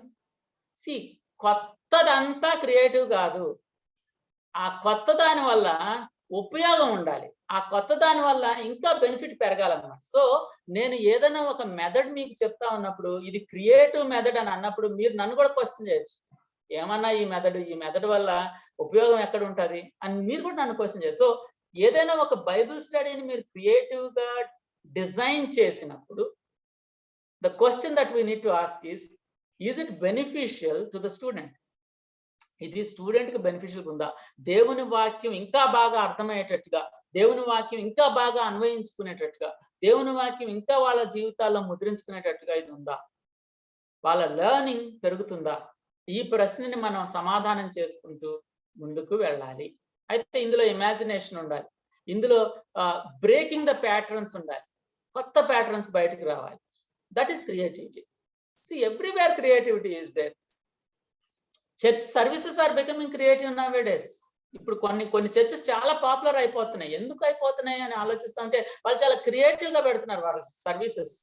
ఓ యా, వాళ్ళు క్రియేటివ్ గా పెడుతున్నప్పుడు మనం క్రియేటివ్ గా పెట్టలేకపోతే మనం అవుట్డేటెడ్ అవుతాం. ఎస్పెషల్లీ స్టూడెంట్ మినిస్ట్రీలో ఉన్నటువంటి మనం డెఫినెట్ గా క్రియేటివిటీలో ముందుకు వెళ్ళాలి. అయితే సార్ క్రియేటివిటీ అని అంటున్నారు, ఎక్కడుందండి ఇది బైబిల్లో? అంటే మీరు కొత్తగా తీసుకొచ్చారా? ఇది ఏమన్నా యూఎస్ఎల్ లేకపోతే ఇది బైబిల్లో ఉందా అంటే yes yes yes, it's very much there in the Bible. Our God is a creative creator. ఒకసారి ఒక అన్న అడిగాడు నన్ను, తమ్ముడు దేవుడు మినుగురు పురుగులను ఎందుకు తయారు చేశాడు? Light bugs. నాకు పెద్దగా తెలియలే, ఏం తెలియదు అన్న అంటే హీఈస్ క్రియేటివ్ అని అన్నాడు. C God does very interesting things. అంటే భూమి అంతా ఒక మంచి ఫ్లాట్ ఒక చెక్క ముక్కలాగా చేసేయచ్చు, కానీ ఇందులో కొండలు, లోయలు, సముద్రాలు, జలపాతాలు ఇవన్నీ అవసరమా? మనిషిని జీవించాలంటే ఒక చెక్క ముక్కలాగా ఒక ఫ్లాట్ చేసేసి మధ్యలో ఒక చిన్న హోల్, అందులో వాటర్ సరిపోతుంది కదా. But God is a creative God and humans are created in God's image. So creativity is part of our being అన్నమాట. సి పాత నిబంధన గ్రంథంలో కానీ కొత్త నిబంధన గ్రంథంలో కానీ వాళ్ళ ప్రీచింగ్స్ లో కూడా క్రియేటివిటీ కనపడుతుంది. వాళ్ళు విషయాలని ఎక్స్ప్లెయిన్ చేయడానికి దైవజనులు చాలా క్రియేటివ్ వేస్ లో ఎక్స్ప్లెయిన్ చేశారు. ఉదాహరణకి సామెతల గ్రంథంలో మనకు విషయాలు అర్థం అవడానికి చీమలను చూడండి అని అన్నారు. చీమలను చూసి మనం నేర్చుకోవాలంటే ఫస్ట్ ఆయన వెళ్ళి చీమలను స్టడీ చేశాడు అన్నమాట. ఆ తర్వాత ఆయన ఆ మెథడ్ని తీసుకొని వచ్చి మనకి చీమల గురించి చూపిస్తూ విషయాన్ని చెప్పాడు. Jesus was very creative. అలా నడుచుకుంటూ వెళ్తా ఉంటే చుట్టుపక్కల ఆ గార్డెన్ లో చాలా ద్రాక్ష తోటలు కనపడతా ఉంటే నేను నిజమైన ద్రాక్ష వాళ్ళని అని అన్నాడు. వాళ్ళకి విషయం హత్తుకుపోయింది అనమాట. అంటే మనకు బహుశా హత్తుకుపోవచ్చు. So he was so creative. అలా చూస్తూ ఉంటే వ్యవసాయదారులు విత్తనాలు చక్కగా చెప్పేశాడు. ఓ పెద్ద చెట్టు ఉంది, చెట్టు గురించి మాట్లాడేశాడు. So see he was so creative when he was preaching. అందరూ వచ్చి మీద పడుతున్నారు, మీటింగ్ ఎట్లా కండక్ట్ చేయాలో అర్థం కాలేదు. ఎవరు అలా ఆలోచించి ఉండకపోవచ్చు. బోట్లో ఎక్కుతాను భయ్ అన్నాను. బోట్ ఎందుకు సార్, మీరు పారిపోతున్నారా అంటే పారిపోవట్లేదు, కొంచెం ఎక్కుతా కొంచెం ముందుకు పోయి తోసాడు. బోటు మీద నిలబడి ప్రీచింగ్. అరే ఎవరు ఆలోచించలేదు, బోటు మీద నిలబడి ప్రీచింగ్ చేయొచ్చా? It's very good idea. General గా ఎత్తైన స్థలం నుంచి ప్రీచింగ్ చేస్తారు, నేను లోతైన స్థలం నుంచి ప్రీచింగ్ చేస్తున్నాడు. గుడ్ ఐడియా, కొండ మీద ప్రశ్న. So Jesus was very creative, very very creative. So we also need to be very very creative in our principles. Any questions? Okay, I think it's a accidental unmute. I will give question and time for some discussion in between and last. కొంత సమయాన్ని బట్టి కొంచెం fast గా వెళ్తున్నాను, but I will give time wherever I am. Okay. అయితే again as I said, we should never lose focus on the objective. We should never lose focus on the objective. Creative method should help us to do GBS and achieve the objective. అంటే మనం ఏదైతే objective పెట్టుకున్నామో, ఉదాహరణకి 3 పాయింట్లు నేను ఇందాక objective లో నేను పెట్టుకున్నాను. దేవుడు ఆ పెయిన్ఫుల్ ప్రాబ్లంలో ఆయన పిటి చూపించి పర్ఫెక్ట్ సొల్యూషన్ ఇచ్చి ఆయన పవర్ఫుల్ దేవుడుగా కనపడ్డాడు. ఇది వాళ్ళకి అర్థమయ్యే విధంగా నువ్వు ఎంతైనా క్రియేటివ్ చేయొచ్చు. ఇది మిస్ అయింది అనుకో, అప్పుడు ఆ క్రియేటివ్కి అర్థం లేదు అన్నట్టు. సో కాబట్టి creative method should help us to do GBS and achieve the objective more effectively. అయితే కొన్ని ప్రిన్సిపల్స్ ఇక్కడ ఏంటంటే, students like participation, they like physical activity, they don't like monotony. అంటే ఇప్పుడు మా పాత కాలంలో రోజు హాస్టల్లో పప్పు అన్నం వేసినా తిన్నాం. ఈ రోజు అయితే టెంట్ వేస్తారు, రోజు పప్పే పెడుతున్నారు సార్ అని. సో అంటే మొనాటనీ అదే సేమ్ చేస్తామంటే కుదరదు, మార్చాలి. Students are looking for identity, appreciation, accomplishment, achievement. So మనం చేయించేటటువంటి ఈ క్రియేటివ్ యాక్టివిటీ, క్రియేటివ్ స్టడీలో వాళ్ళకు ఒక sense of achievement, sense of accomplishment, ఒక సెన్స్ ఆఫ్ అప్రిసియేషన్ ఉందనుకోండి. అరే చాలా బాగా చేశాను నేను ఈరోజు, అబ్బా ఎంత చక్కగా జరిగింది బైబిల్ స్టడీ, నేను కూడా ఇందులో ఒక రోల్ పోషించాను అనేది కనుక వాళ్ళకి అర్థమైతే వాళ్ళు చాలా చక్కగా ఇన్వాల్వ్ అవడానికి మళ్ళీ నెక్స్ట్ టైం కూడా రావడానికి అవకాశం ఉంటుంది. ఒక ఆయన ఏమిటంటే discovery is the best way to imbibe a truth. Discovery is the best way to imbibe a truth అంటే ఒక విషయాన్ని నాకై నేనుగా గ్రహించాను అనుకో, నాకై నేనుగా తెలుసుకున్నాను అనుకో, ఇక ఎప్పటికి నేను మర్చిపోను. ఒక మీటింగ్ పెట్టి 2 గంటల సేపు అదే విషయాన్ని చెప్పినా 1 నెల రోజుల తర్వాత మర్చిపోవచ్చు. సో మన క్రియేటివ్ మెథడ్లో ఒకవేళ డిస్కవరీ వస్తే, మొనాటనీ తొలగిపోతే, పార్టిసిపేషన్ పెరిగితే, ఫిజికల్ యాక్టివిటీ వస్తే, అప్రిసియేషన్ పెరిగితే, అచీవ్మెంట్ పెరిగితే క్రియేటివిటీ బాగుంటుంది. సో ఇది అనమాట. సో జనరల్గా ఇందులో hearing, observing, seeing, sharing, talking, practising, feeling, ఈ ఆస్పెక్ట్స్ అన్ని కనుక మనం చేసుకుంటే క్రియేటివ్ బైబిల్ స్టడీ చాలా చక్కగా ఉంటుందన్నమాట. ఓకే, సో ఇంకొక విషయాన్ని గుర్తుపెట్టుకోవాలి, ఎంత క్రియేటివ్గా చేసినా కానీ క్రిస్పీగా ఉండాలి, స్టిక్ టు టైం ఉండాలి. నేను ఈరోజు క్రియేటివ్ బైబిల్ స్టడీ చేశాను కాబట్టి 2.5 గంటలు జరుగుతుంది బైబిల్ స్టడీ అంటే కుదరదు. ఆ తర్వాత ఇంకొకటి ఏంటంటే, ఎప్పుడైనా బైబిల్ స్టడీ ఎఫెక్టివ్గా ఉండాలని అంటే స్టూడెంట్స్కి లీడర్కి, స్టూడెంట్స్కి మధ్య బాండింగ్ ఉండాలి. These are basics. క్రియేటివిటీకి దీనికి సంబంధం లేదు యాక్చువల్గా. ఈ బేసిక్స్ని మనం జాగ్రత్త చేసుకుంటే మన బైబిల్ స్టడీస్ ఎఫెక్టివ్గా ఉంటాయి.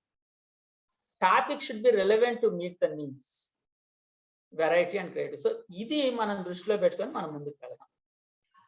Okay, so few ideas. Idea number 1, few ideas నేను చెప్తాను, ఫ్యూ ఐడియాస్ మీరుగా జనరేట్ చేసుకోవచ్చు. నెంబర్ 1 ఏంటంటే collage or art or craft. Bible స్టడీలో collage or art or craft, కళ ఉపయోగించవచ్చు. అంటే ఏంటంటే ఉదాహరణకి మనం ఒక ప్యాసేజ్ తీసుకున్నాం, జాన్ 15th చాప్టర్, 1 నుంచి 10 వచనాలు, ఆయన ద్రాక్షవల్లి మనం తీగలం. ఆ ప్యాసేజ్ తీసుకున్నప్పుడు మనం మొదట ఒక 5 లేదా 10 నిమిషాలు ఆ ప్యాసేజ్ అబ్జర్వేషన్ ఇంటర్ప్రిటేషన్ లో గడపచ్చు. కొంత మనం ఎక్స్ప్లెయిన్ చేయొచ్చు, కొంత క్వశ్చన్ అండ్ ఆన్సర్స్ అడగచ్చు, రెగ్యులర్ బైబిల్ స్టడీ లాగా. ఆ 10 నిమిషాలు అయిన తర్వాత వాళ్ళకి ఆ కాన్సెప్ట్ అర్థమైంది అని మనం అనుకున్న తర్వాత మనం వాళ్ళందరికీ ఒక పెద్ద వైట్ చార్ట్ ఇచ్చి, వాళ్ళకు కొన్ని న్యూస్ పేపర్స్ ఇచ్చి, కొన్ని స్కెచ్ పెన్నులు ఇచ్చి, లేదా పెయింట్ ఇచ్చి, వాళ్ళు దాన్ని ఉపయోగించుకొని ఆ ప్యాసేజ్ లో ఉన్నటువంటి విషయాన్ని ప్రపంచానికి ఎక్స్ప్రెస్ చేయాలి అని అంటే ఏ విధమైనటువంటి బొమ్మని తయారు చేస్తారు అని తయారు చేయడానికి వాళ్ళకి ఒక 15-20 మినిట్స్ టైం ఇవ్వచ్చు. క్రౌడ్ 10 మంది ఉన్నట్లయితే ముగ్గురు 4 అట్లా 3 గ్రూప్స్ చేసి 3 పేపర్లు ఇవ్వచ్చు. మరీ ఎక్కువ మందిని ఒక గ్రూప్ లో పెట్టారు. అప్పుడు వాళ్ళు కూర్చొని ఆలోచన చేసి, ఓకే ఆయన ద్రాక్షవల్లి, తండ్రి వ్యవసాయకుడు, మనం తీగలు ఎలా దాన్ని రిప్రజెంట్ చేయాలి, నిలిచి ఉండడాన్ని ఎలా రిప్రజెంట్ చేయాలి అని వాళ్ళు వాటిని కట్ చేసి అంటించి లేకపోతే పెయింట్ చేసి ఏదైనా చేయొచ్చు. We can give even the best prize also. అయితే కంప్లీట్ చేసిన తర్వాత 15 నిమిషాలు వాళ్ళకి టైం ఇచ్చాము, వాళ్ళు కంప్లీట్ చేశారు. ఆ తర్వాత ఒక్కొక్క గ్రూపు 2 నిమిషాలు టైం తీసుకొని వాళ్ళు చేసిన దాన్ని ప్రజెంట్ చేస్తారు. మేము ఎందుకు ఈ బొమ్మ గీసాం, ఎలా గీసాం అన్నప్పుడు మనం అందరం అప్రిషియేట్ చేస్తాం. చూసారా, sense of appreciation, sense of accomplishment. ఏదో ఒకటి చేశారులే, టైం అయిపోయింది, మూత పెట్టేసేయండి, పదా వెళ్ళిపోదాం. No, gone, very purpose is gone. వాళ్ళు ప్రజెంట్ చేయాలి, దాన్ని మనం అప్రిషియేట్ చేయాలి, అందులో ఉన్నటువంటి పాజిటివ్ పాయింట్స్ బయటకు తీసుకొచ్చి గ్రూప్ అందరికి అర్థమయ్యేట్టు చెప్పాలి. అందరికి హత్తుకుపోద్ది ఆ బొమ్మ చూడగానే ఏం చేశారు అంటే. అందులో కొన్ని ఫ్లాస్ ఉండొచ్చు, అందులో ఒక విషయము అసలు అన్రిలేటెడ్ ఉండొచ్చు, కానీ దాన్ని మనం హైలైట్ చేయాల్సిన అవసరం లే. ఇక్కడ ఏంటి, మనం వాళ్ళకి ఎగ్జామ్ పెట్టి మార్కులు ఇట్లా అందులో ఉన్నటువంటి మంచి విషయాన్ని హైలైట్ చేసి అది హత్తుకునేటట్టు చేస్తే మనం ద్రాక్షవల్లి తీగలు అనేటువంటి విషయం అందరికీ గుర్తుండిపోయేటట్టు చేయాలి. అది కళ, అది ఆర్ట్ అన్నమాట. సో ఆల్ ఆఫ్ దిస్ ఒక 30 మినిట్స్ అయిపోతుంది. అంటే వాళ్ళు చేయటం, ప్రజెంట్ చేయడం, మనం అప్రిషియేట్ చేయడం, ఇదంతా మొత్తం 30 మినిట్స్లో అయిపోతుంది. స్టార్టింగ్ లో 10 మినిట్స్ అయిపోయింది, 30 మినిట్స్ అయిపోయింది, మళ్ళీ క్లోజింగ్ లో 10 to 15 మినిట్స్ ఇంటర్ప్రిటేషన్ అప్లికేషన్ చేసి విషయాన్ని వాళ్ళకి అర్థమయ్యేటట్టుగా సమ్మరీ చేసి క్లోజ్ చేయొచ్చు అన్నమాట. సో బేసికల్ గా కొలాజ్ అంటే ఇది, ఒక పేపర్ తీసుకుని దాని మీద ముక్కలు చేసి అంటించడం విషయాన్ని. చాలా మంది దీన్ని ఆల్రెడీ చేసే ఉండొచ్చు. Collage picture made out of pictures, అది కొలాజ్. దాని మీద రాయొచ్చు, కావాలని అంటించవచ్చు. సో పెయింట్ చేయొచ్చు, ఓన్లీ పెయింటింగ్ కూడా చేయించవచ్చు కావాలంటే. మా దగ్గర కొంచెం మంచి బాగా పెయింట్లు చేసేవాళ్ళు ఉన్నారండి, ఆడపిల్లలు ఉన్నారు, చక్కగా చేస్తారని అంటే వాళ్ళకి న్యూస్ పేపర్లో ఏమి ఇవ్వకుండా ఓన్లీ పెయింటింగ్ కూడా చేయమని అడగచ్చు. Anything is possible. లేదా you can make it like craft also. అంటే ఉదాహరణకి true friend, so we can design a true friend, something like this. అది ఇదేం ట్రూ ఫ్రెండ్ అని అంటే దానికి వెనకది క్వాలిటీస్ రాయొచ్చు. So that is true friend. So true friend who understands, true friend who forgives, true friend always there అని చక్కగా రాసిన తర్వాత they can even carry it home. And this true friend, ఈ లక్షణాలన్నీ మన చుట్టూ చూసే ఫ్రెండ్స్ లో ఉండకపోవచ్చు కానీ జీసస్ లో ఉన్నాయని ఫైనల్ గా ఇటు పక్క జీసస్ అని హెడ్డింగ్ రాయొచ్చు లాస్ట్ లో. Something like that craft, we can do it. Okay, so తర్వాత ఇంకొక విధానం ఏంటంటే news paper front page. So select a Bible story. కొంచెం సేపు ఒక 10 మినిట్స్ మనం డిస్కస్ చేస్తాం, వాళ్ళకి అర్థమయ్యేటట్టుగా చెప్తాం. ఉదాహరణకి జక్కయ్య కథ ఉంది, జక్కయ్య కథ డిస్కస్ చేస్తా ఉన్నాం. జక్కయ్య కథను డిస్కస్ చేసిన తర్వాత ఆ పక్క రోజు అక్కడ వచ్చేటటువంటి news paper front page article ఎలా ఉంటుంది, ఫ్రంట్ పేజ్ ని మీరు డిజైన్ చేయగలరు. Again, we can give them chart, we can give them these things, they can write, they can stick, whatever. But idea మనం ఇచ్చేసాం అన్నమాట. It has to be newspaper front page. So మీరు ఒక logo బేడో పెట్టుకొని చక్కగా, అంటే ఉదాహరణకి ఈ నమస్తే తెలంగాణ, ఈనాడు, ఎనీథింగ్, అండ్ ఒక చక్కటి హెడ్డింగ్ పెట్టండి. మెయిన్ హెడ్డింగ్ ఉంటుంది కదా, మెయిన్ హెడ్డింగ్ జక్కయ్య జీవితంలో అద్భుతం, లేకపోతే పిసినారి పేదల పెన్నిదయ్యాడు, anything like that. You can think anything. చక్క మెయిన్ హెడ్డింగ్, ఆ తర్వాత ఒక సైడ్ లో ఒక చిన్న ఇంటర్వ్యూ, ఇంకో పక్కన celebrity remarks, ground reporter points, ఇలా ఏదైనా సరే ఒక చక్కటి న్యూస్ పేపర్ ని వాళ్ళ చేత డిజైన్ చేయించవచ్చు. It will be wonderful. Same problem. అయితే ఇట్లాంటివి చేయించాలంటే ఈ మధ్య ఆన్లైన్ లో బైబిల్ స్టడీ జరుగుతున్నాయి.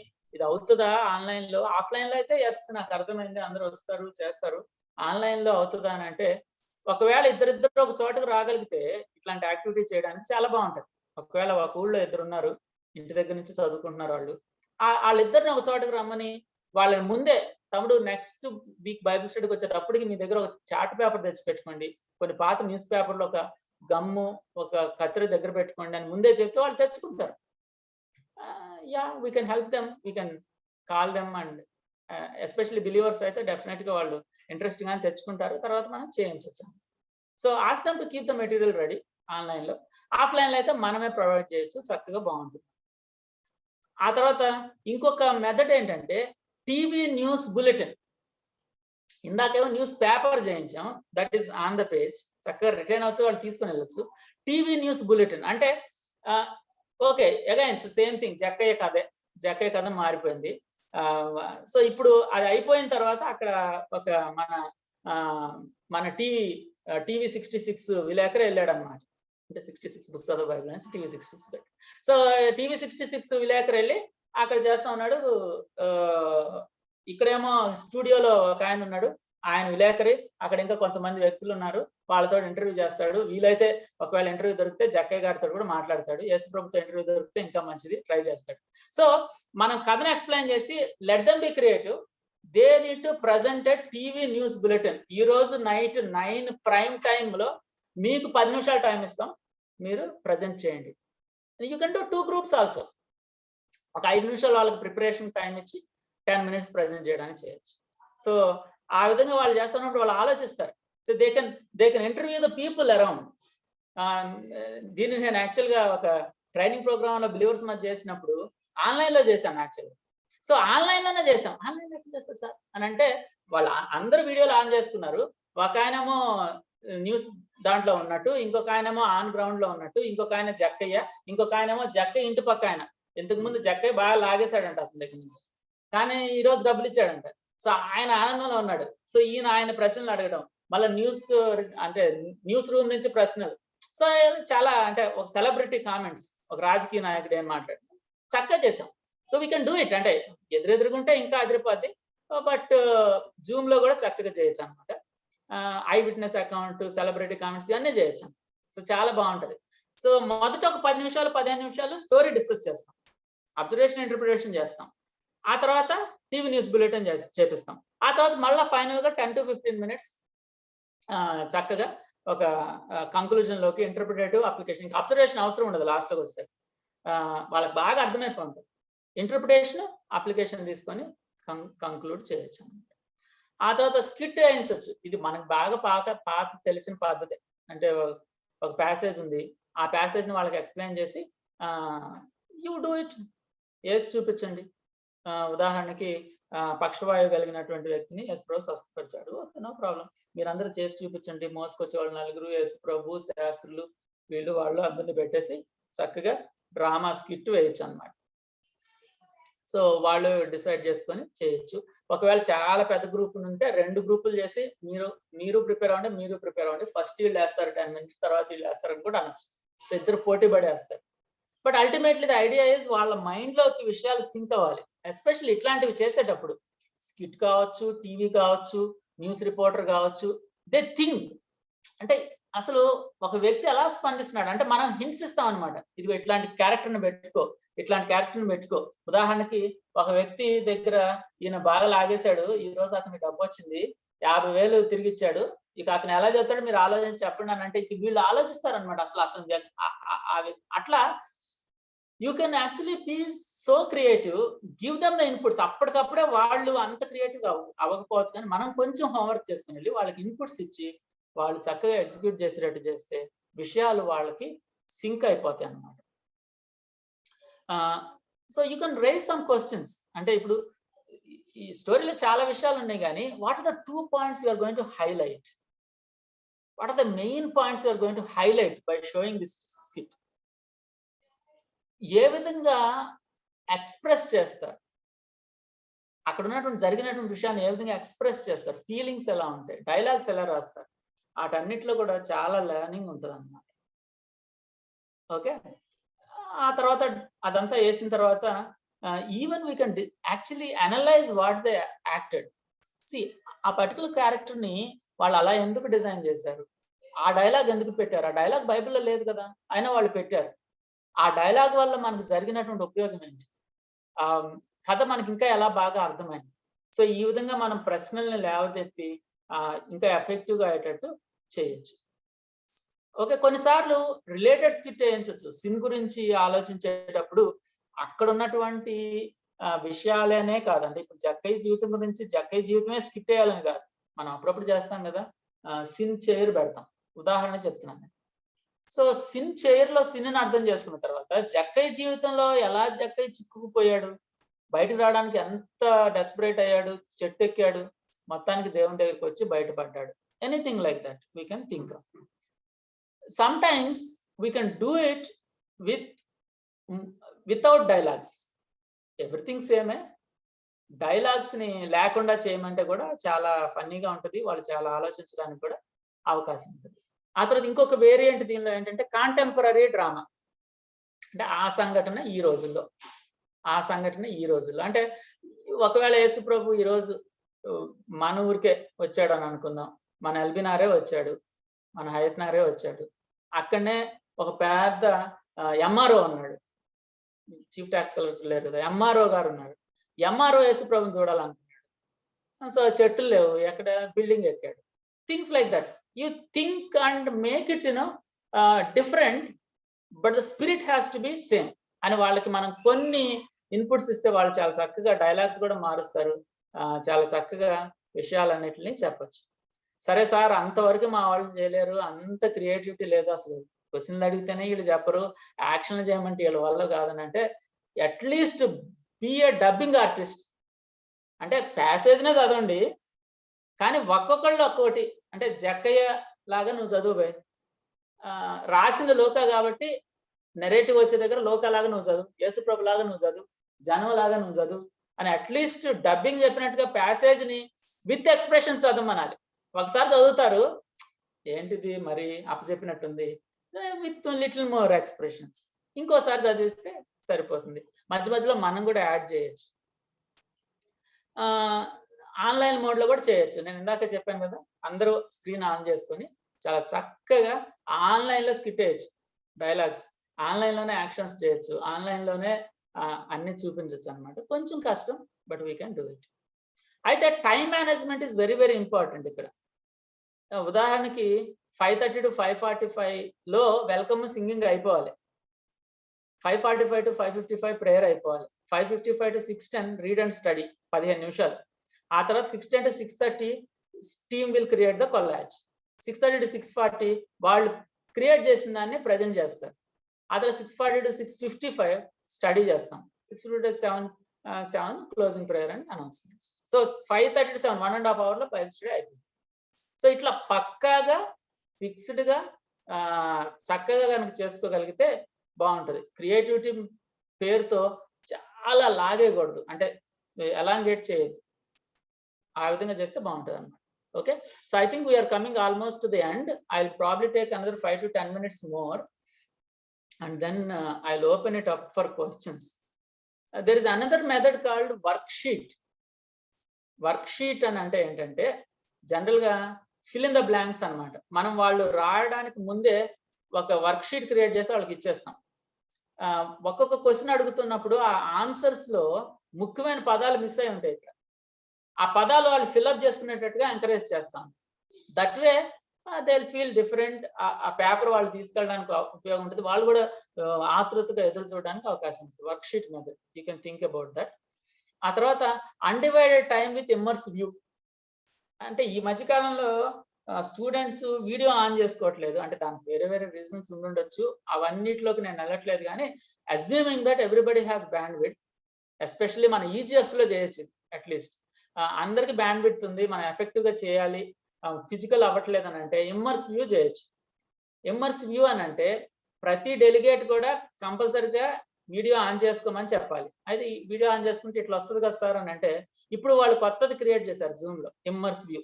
అంటే ఇట్లా వచ్చేటట్టు చేయొచ్చు, అందరూ ఒక రూమ్ లో కూర్చొని డిస్కస్ చేస్తున్నట్టు, లేదా ఒక గార్డెన్ లో చక్కగా ఉన్నట్టు డిస్కస్ చేయొచ్చు.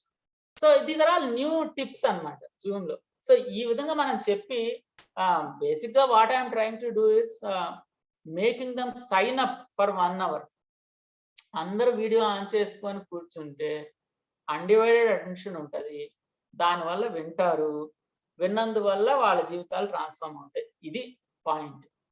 We can even start with EGFs at least. అంటే ఇప్పుడు మనం చాలా ఈజీఎఫ్లు పెడుతున్నాము, చాలా బాగా జరుగుతున్నాయి అని అంటున్నాము, కానీ అందరూ సైలెంట్ గా ఉంటున్నారు. ఏం చేద్దామని అంటే, కానీ వీ థింక్ ఆఫ్ ఇట్ అంటే మంత్లీ ఒక EGF compulsory, video EGF.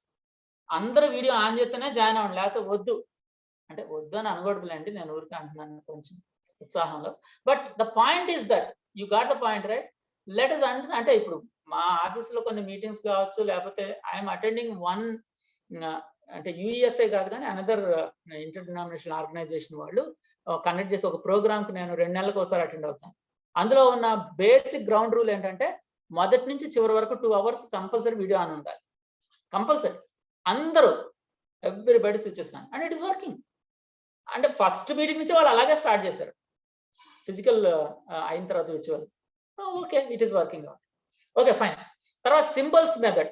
Symbols method అని అంటే ఏంటంటే ఒక ప్యాసేజ్ ని ప్రింట్అవుట్ ఇచ్చి ఆ ప్రింట్అవుట్ లో ఆ ప్రింట్అవుట్ మీద సింబల్స్ ని మార్క్ చేసేటట్టుగా పెట్టాలి. అంటే we can talk about something about God, దేవుడి గురించి ఉన్నప్పుడు అక్కడ అప్ యారో మార్క్ చేయాలి. అట్లా అందరూ ప్రతి ఒక్కరికి ఒక్కొక్క ప్రింట్అవుట్ చేతికి ఇచ్చేస్తాం, వాళ్ళు మార్క్ చేసుకుంటూ వెళ్ళాలి. సంథింగ్ అబౌట్ మ్యాన్ ఉన్నప్పుడు కిందకి పెట్టాలి. ఆ తర్వాత సంథింగ్ డిస్కవరీ న్యూ ఉన్నప్పుడు బల్బ్ పెట్టాలి. మోస్ట్ ఎక్సైటింగ్ వర్డ్స్ ఉన్నప్పుడు ఎక్స్క్లమేషన్ పెట్టాలి. అట్లా అందరూ ఒక 10-15 minutes తీసుకొని సింబల్స్ మార్క్ చేస్తూ ఉండాలి ప్యాసేజ్ మీద. మనం వాళ్ళకి అందరికి పేపర్లు ఇస్తాం. ఆ తర్వాత మనం యాక్చువల్ బైబిల్ స్టడీ చేస్తాం. సో సామ్ 1కి ఇది చాలా బాగుంటుందని ఒకసారి మేము చేసాం ఇది. So anything like that. తర్వాత using audio and video, short videos మనం యూజ్ చేసుకోవచ్చు, షార్ట్ ఆడియోస్ మనం యూజ్ చేసుకోవచ్చు. అంటే ఉదాహరణకి మనలో బ్రిడ్జ్ పెడతారు ఒక్కోసారి, అంటే గాస్పెల్ ఈవినింగ్స్ లో పెడతారు. బట్ ఈవెన్ అంటే మన ఈవెన్ లోకల్ బైబిల్ స్టడీస్ లో కూడా కొన్నిసార్లు ఒక పర్టికులర్ ప్యాసేజ్ ని బాగా స్టడీ చేయడానికి జీసస్ మూవీలో నుంచి ఆ ప్యాసేజ్ కి సంబంధించిన 3 minutes క్లిప్ తీసి చూపించడం. Anything like that. You can think of a song. For example prodigal sun అనే ప్యాసేజ్ ని మనం ఒకవేళ డిస్కస్ చేస్తాం అంటే దాని మీద ఒక మంచి సాంగ్ వచ్చింది. ఆ సాంగ్ ని ముందు చూపించిన తర్వాత స్టడీ చేయటం, లేకపోతే స్టడీ సగంలో విషయాలన్నీ బాగా వచ్చిన తర్వాత ఆ సాంగ్ ప్లే చేసి మళ్ళా కంక్లూజన్ అప్లికేషన్ లోకి వెళ్ళటం. Anything we can do. Audio and వీడియోని బిగినింగ్ లో కానీ, మధ్యలో కానీ, చివరిలో కానీ వాడుకోవచ్చు. అలా వాడుకోవడం వల్ల బైబిల్ స్టడీస్ ఎఫెక్టివ్ గా అవుతాయి. You can use an exhibit, a metaphor. ఒకసారి ఒక బైబిల్ స్టడీకి ఒక వైట్ బాల్ తీసుకుని వెళ్ళాం, pure white ball. See, this is holiness, this is holy life. Yes, yes, yes, that is a holy life. అని అందరూ అన్న తర్వాత ఇది తిప్పితే ఒక చిన్న బ్లాక్ డాట్ ఉంది. చూసారా, ఈ బ్లాక్ డాట్ మీకు కనపడలేదు, నా చేతిలో ఉంది. So sometimes you can show to the world that we're all holy, but the black dot is very much there. దాన్ని మనం హైడ్ చేసి పెట్టేసాం. Anything like that. You can use a metaphor.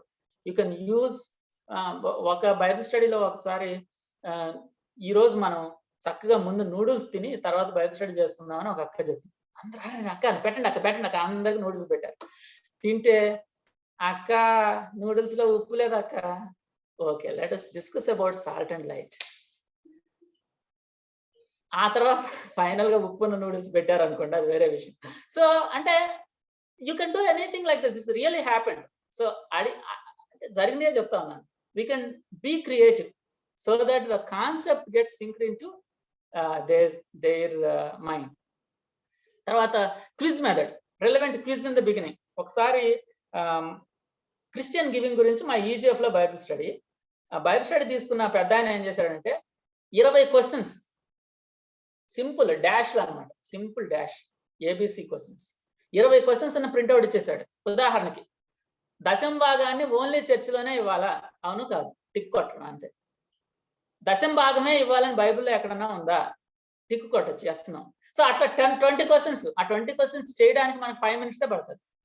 ఇచ్చాడు, అందరం చేసాము. చేసిన తర్వాత now let us do the study అయిన తర్వాత now you recheck your answers. I don't want to check your answers, go back. People felt, అసలు మన ఐడియానే మారిపోయింది అన్నట్టుగా అయిందన్నమాట. So you can do the quiz in the beginning.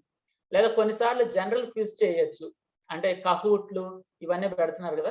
Some general thing, some book of the Bible, లేదా some chapter, some general knowledge, funny questions, picture based questions, ఇవన్నీ. Some game in the beginning.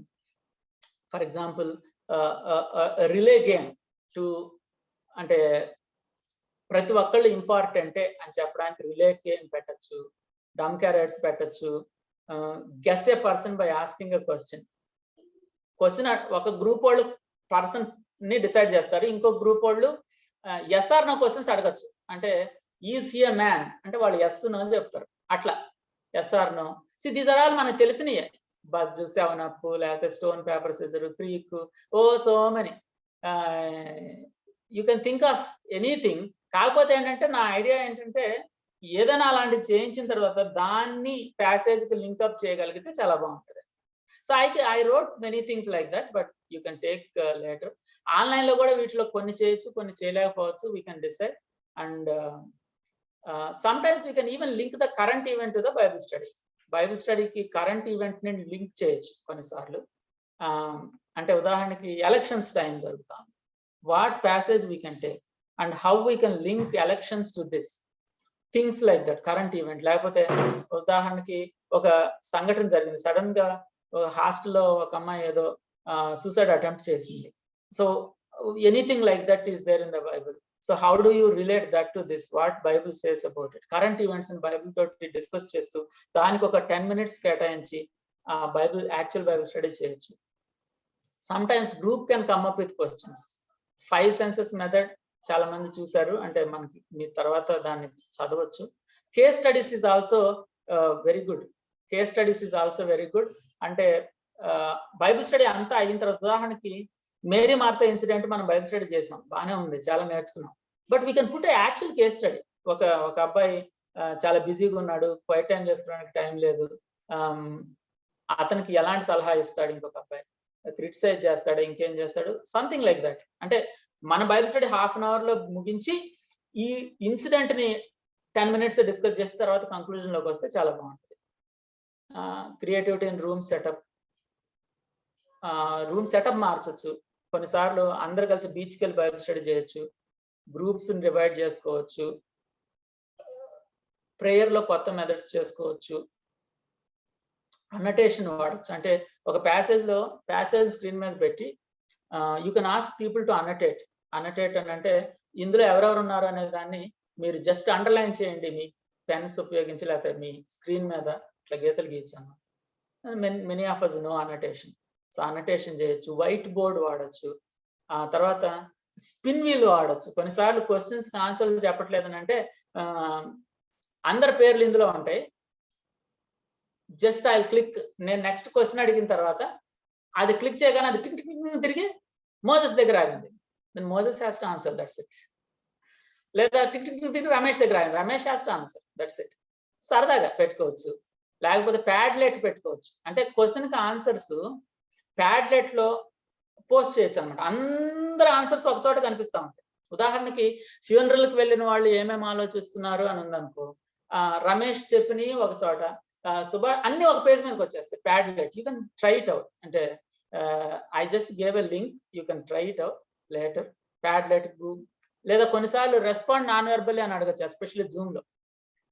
ఈసారి నేను అడగబోయే question సమాధానం నోటితో చెప్పొద్దు, మీ expression తో చెప్పండి. ఉదాహరణకి యేసుక్రీస్తు ప్రభు వారు అక్కడికి వచ్చి పాడెను ముట్టాడు. ముట్టినప్పుడు పాడె క్యారీ చేసే వాళ్ళ ఎక్స్ప్రెషన్ ఎలా ఉన్నది, just show it, that's it. Think anything, right? So you don't talk, అందరు వీడియో ఆన్ చేసుకుని ఎక్స్ప్రెషన్ చూపించండి నాకు చాలు, that is the answer. Non verbal responses అడగచ్చు. సో ఆ విధంగా చేయొచ్చు. మంచి పీపీటీలు తయారు చేయొచ్చు.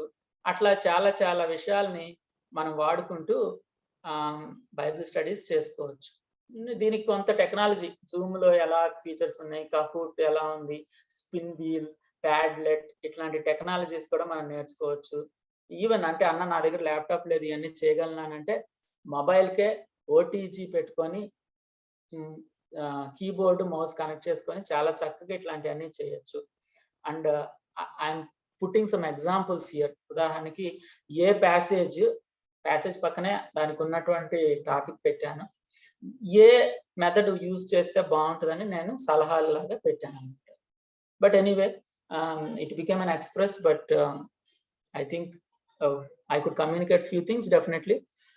I am opening it up for questions for like couple of minutes and then we will try to close. మీకు ఏదైనా ప్రశ్నలు ఉన్నట్లయితే మీరు ఆ ప్రశ్నలను అడగచ్చు. దెన్ we will conclude.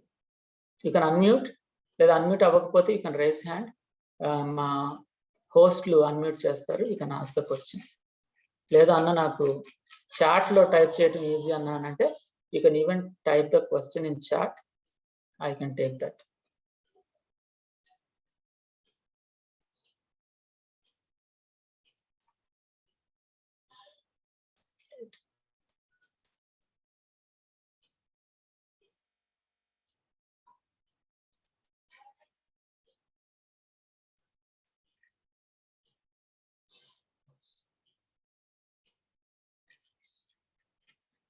ఎవరికైనా ఈ బైబిల్ స్టడీ జీబీఎస్ మీద కానీ క్రియేటివ్ బైబిల్ స్టడీస్ మీద కానీ క్వశ్చన్స్ ఉన్నట్లయితే you can raise your hand or unmute and ask, or you can type the question in the chat to మీ.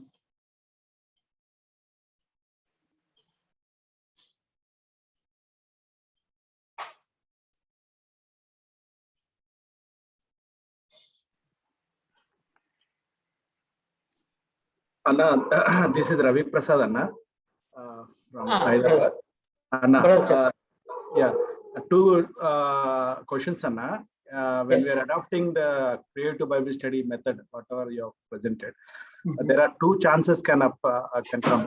ఏంటంటే ఒకటి, అందరూ బైబిల్ స్టడీ డెలిగేట్స్ అందరూ కూడా ఉన్న వాళ్ళందరూ కూడా ఒకే యాక్టివ్ లో కానీ ఆ థింగ్స్ ని అడాప్ట్ చేసుకోవడానికి ఒకే లెవెల్లో ఉండకపోవచ్చు అన్న. ఎందుకంటే కొంతమంది డల్ గా ఉంటారు, కొంతమంది యాక్టివ్ గా ఉంటారు, దాంట్లో ఇన్వాల్వ్ అవుతారు. So in that case is there any way to do something better? అదొక క్వశ్చన్ అన్న. సెకండ్ థింగ్ ఏంటంటే, when we're involving in the activities like this, is there any chance of missing out of the contest? అంటే వాళ్ళు మన యొక్క ఐడియాలోనే ఉంటారా, మళ్ళీ బయటకు వెళ్ళిపోతే again bringing back to the our platform తీసుకురావడం కొంచెం కష్టం అవుతుంది. ఈ రెండు థింగ్స్ గురించి చెప్పడం. Okay, very good questions brother. Number 1, general గా ఎప్పుడైనా సరే ఇట్లాంటి యాక్టివిటీస్ సాధ్యమైనంత వరకు టీమ్ యాక్టివిటీస్ కింద చేస్తాం. అందులో ఒక ఇద్దరు బాగా యాక్టివ్ గా ఉన్న పిల్లల్ని, ఒక ఇద్దరు డల్ గా ఉన్న పిల్లల్ని పెట్టచ్చు. అప్పుడు ఆ టీంలో కొట్టుకుపోతా ఉంటది. కొంత ఈ యాక్టివ్ గా ఉన్న వాళ్ళకి మనం ముందే కొంత ఓరియంటేషన్ ఇచ్చి, ఆ తమ్ముడిని కూడా కలుపుకొని వెళ్ళాలి, తమ్ముడు మీరు ఈ రోజు బైబిల్ స్టడీలో కొంచెం ఇలాంటి యాక్టివిటీ నేను చేయించబోతా ఉన్నాను, ముందే ఇవ్వచ్చు హింట్, నో ప్రాబ్లం. కాబట్టి మీరు కొంచెం కలుపుకొని వెళ్ళండి, ఇన్వాల్వ్ చేయండి, ఒక మంచి క్యారెక్టర్ ఇవ్వండి, అట్లా what ever it is. So ఆ విధంగా గ్రూప్ చేసేటప్పుడే మనం కొంచెం తెలివిగా ఉంటూ ఒక సీనియర్ స్టూడెంట్స్ ని అక్కడ ఓవర్సీ చేయడానికి పెట్టినప్పుడు అది రిజాల్వ్ చేయొచ్చు. ఇంకొక ఐడియా ఏంటంటే, మనం కూడా చిప్పిన్ అవుతాం. అంటే మనము వాళ్ళకి ఐడియా ఇచ్చేసి మనం బ్యాక్అవుట్ అయిపోం. మనం కూడా అక్కడే ఉంటాం, వాళ్ళు ప్లాన్ చేస్తూ ఉంటారు, మనం వాళ్ళ మధ్యలోకి వెళ్ళి వాళ్ళకి మనం సలహాలు ఇస్తూ, వాళ్ళని సరైనటువంటి విషయంలో నడిపిస్తూ, తమ్ముడు ఈ తమ్ముడు చక్కగా అవుతాడు, తమ్ముడు నువ్వు యేసుప్రభు అవ్వు. సో ఇట్లా మనం మాట్లాడొచ్చు అన్న. సో ఆ విధంగా ఇన్వాల్వ్ అయ్యేటట్టు చేయొచ్చు. రెండవది, వాళ్ళు మనం చెప్పాలనుకున్న పర్పస్, మనం చెప్పాలనుకున్న ఆబ్జెక్టివ్ వైపుగా వెళ్ళేటట్టుగా ఎలా చేయొచ్చు అని అంటే, అందుకే ఫస్ట్ 15 minutes స్టడీ చాలా ఇంపార్టెంట్. డైరెక్ట్ గా రాగానే వాళ్ళని యాక్టివిటీకి పంపించకూడదు. ముందు 15 నిమిషాలు మనం అబ్జర్వేషన్, ఇంటర్ప్రిటేషన్ కంప్లీట్ చేయాలి, ఎంటైర్ ప్యాసేజ్ చేసి వాళ్ళకి విషయం క్లియర్ గా అర్థమైన తర్వాత వాళ్ళని పంపిస్తున్నాం. ఆ తర్వాత అంటే 15 minutes తర్వాత వాళ్ళకి దాదాపుగా 20-25 minutes టైం ఇస్తున్నాం. ఆ తర్వాత మళ్ళీ 15 minutes మనం తీసుకుంటాం. సో ఆ విధంగా మనం శాండ్విచ్ చేస్తాం కాబట్టి ఒకటి. రెండోది ఏంటంటే, మనం అగైన్ నేను చెప్పినట్టుగా ఇన్వాల్వ్ అవ్వాలి. మనం వాళ్ళకి ఇచ్చేసి మీరు ఏదో ఒకటి చేయండి బాయ్, నేను ఒక పావు గంట బయటకు వెళ్ళి వస్తాను, టీ దాకా వస్తాను కాదు, నేను అక్కడే ఉంటా. వాళ్ళు ప్లాన్ చేసేటప్పుడు కూడా తమ్ముడు అట్లా చేస్తున్నారా, అట్లా కాకుండా ఇట్లా చేస్తే ఎట్లా ఉంటది అంటే, అవునన్నా అంటే మనం అందులో దూరుతూనే ఉంటాం. వాళ్ళకి ఇవ్వాల్సినంత అటానమీ ఇస్తూనే, బయట ఉంటూనే మనం కూడా ఒక అడ్వైజరీ రోల్ అక్కడ ప్లే చేస్తూ ఉన్నప్పుడు విషయాలు డీవియేట్ అవ్వకుండా ఉంటాయి. ఓకే, థ్యాంక్ యూ అన్న. అండర్స్టూడ్. చాలా మంచి ప్రశ్నలు.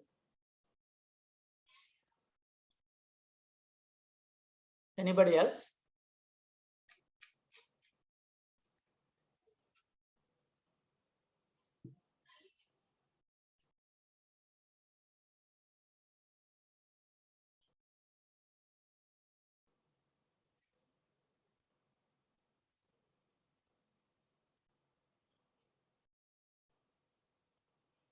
ఎవరైనా అన్మ్యూట్ చేసుకొని అడగచ్చు, లేదా చెయ్యొచ్చు, లేదా చాట్ లో కూడా టైప్ చేయొచ్చు.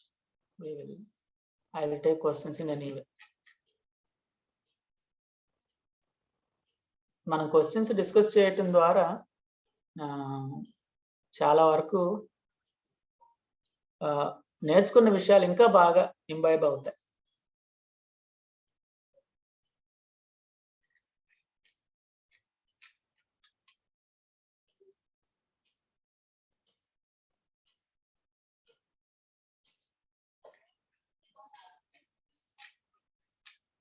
How many of you have done at least one creative method in your respective Bible studies? ఇలా ఎంతమంది నేను అన్న ఒక క్రియేటివ్ మెథడ్ అన్నా చేశాను అనేవాళ్ళు ఒకసారి చేతులు ఎత్తుతారా? while others are thinking about the questions.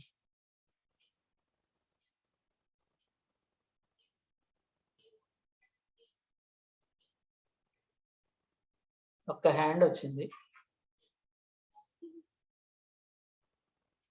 Oh, then there is a lot of scope. There's a lot of scope. చాలా మనం చేంజ్ చేయొచ్చు అన్నమాట. చాలా చేంజ్ చేయొచ్చు. Okay, thank you brother. ఇంకెవరన్నా ప్రశ్నలు ఉన్నట్లయితే అడగచ్చు. How many of you think that these can be done? Creative methods ని బైబిల్ స్టడీలో పెట్టచ్చు, ఇది పాసిబుల్ అవుతుందని మీరు ఎంతమంది అనుకుంటున్నారు? Can you raise your hands?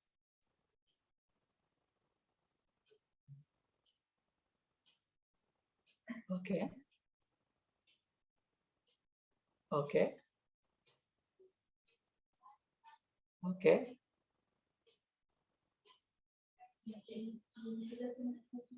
yeah super.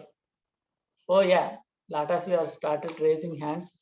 Thank you for believing that it is possible, some of you at least. Yeah, okay, thank you. Any other questions? Okay, I think we are all good. Questions em lenattuga kanipistundi. With this, let us close with a small word of prayer and then I'll give it back to the director. If you have any questions, you can text me, WhatsApp me, call me, try to find out. అంటే ఇప్పుడు మధ్యలో చెప్పేటప్పుడు ఒక method నేను చాలా fast గా చెప్పుండొచ్చు, మీకు అర్థం అయిపోయి ఉండొచ్చు. అంటే అన్న ఈ మెథడ్ నాకు అర్థం కాలేదు, ఉదాహరణకి సింబల్స్ మెథడ్ నాకు అర్థం కాలేదు అని అంటే మీరు నిస్సంకోచంగా నాకు ఫోన్ చేసి అడగచ్చు. I just gave you the taste. చెయ్యాలి అని మీరు కంక్లూజన్ లోకి వస్తే you can even discuss with me that method and we can discuss in detail also. So you can always talk to me, call me, text me, or if you are comfortable you can even text my wife. If you are అంటే ladies అక్కతాడైతే బాగుంటుంది అని అనుకుంటే ఆమె కూడా ఈ విషయాలను తెలుసు, you can contact her. Let's pray. Gracious Lord, thank you for this wonderful time. We could discuss about GBS, we could discuss about creative Bible studies and methods. ప్రభు, ఇవన్నీ కూడా అకాడమిక్ గా కాకుండా వీటిని నేర్చుకొని మేము ఆలోచన చేసి డిజైన్ చేసి వీటిని మా బైబిల్ స్టడీస్ లో ఉపయోగించుకునే కృపను మాకు దయచేయండి. ఉపయోగిస్తుండగా అది విద్యార్థులకు ఆశీర్వాదకరంగా అవ్వడానికి సహాయం చేయమని మమ్మల్ని అందరినీ మీ చేతులకు అప్పగిస్తూ యేసు ప్రభువుల నామములో ప్రార్థన చేస్తున్నాం తండ్రి. Amen. Thank you. Over to director. Thank you, Anna, for accepting our request and sharing your valuable time with us. Definitely గా చాలా గైడెన్స్ ఇచ్చారని నమ్ముతా ఉన్నాము. క్రియేటివ్ బైబిల్ స్టడీస్ ఇంకా ముందు చాలా తీసుకుంటారని కూడా నమ్ముతా ఉన్నాము. సో జాయిన్ అయిన ఈచ్ ఈజీఎఫ్ వాళ్ళకి అండ్ ఈచ్ పార్టిసిపెంట్ కూడా చాలా థ్యాంక్స్. అంటే షార్ట్ నోటీస్ లో ఇన్ఫార్మ్ చేసే కూడా అందరూ ఇంట్రెస్ట్ చూపించారు. Thank you so much. I'm also thanking Hyderabad District Committee for the cooperation and running this program smoothly. And I'm also thanking Baby Akka. So అన్నతో communication ఉండాల్సిన అంతా కూడా అక్కే హ్యాండిల్ చేసింది. థ్యాంక్ యూ సో మచ్ అక్క. And thanks అర్పణ for leading us into singing. Thank you all. Thanks for your wonderful time with us. So ఖచ్చితంగా విన్నవన్నీ మనం ఇంప్లిమెంట్ చేస్తాం అనుకుంటా ఉన్నాము. డెఫినెట్ గా మీరు క్రియేటివ్ బైబిల్ స్టడీస్ చేసినప్పుడు don't miss to take a snap or video and share it with us. It will be helpful and encourage to others. Thank you all. Have a great night. Bye.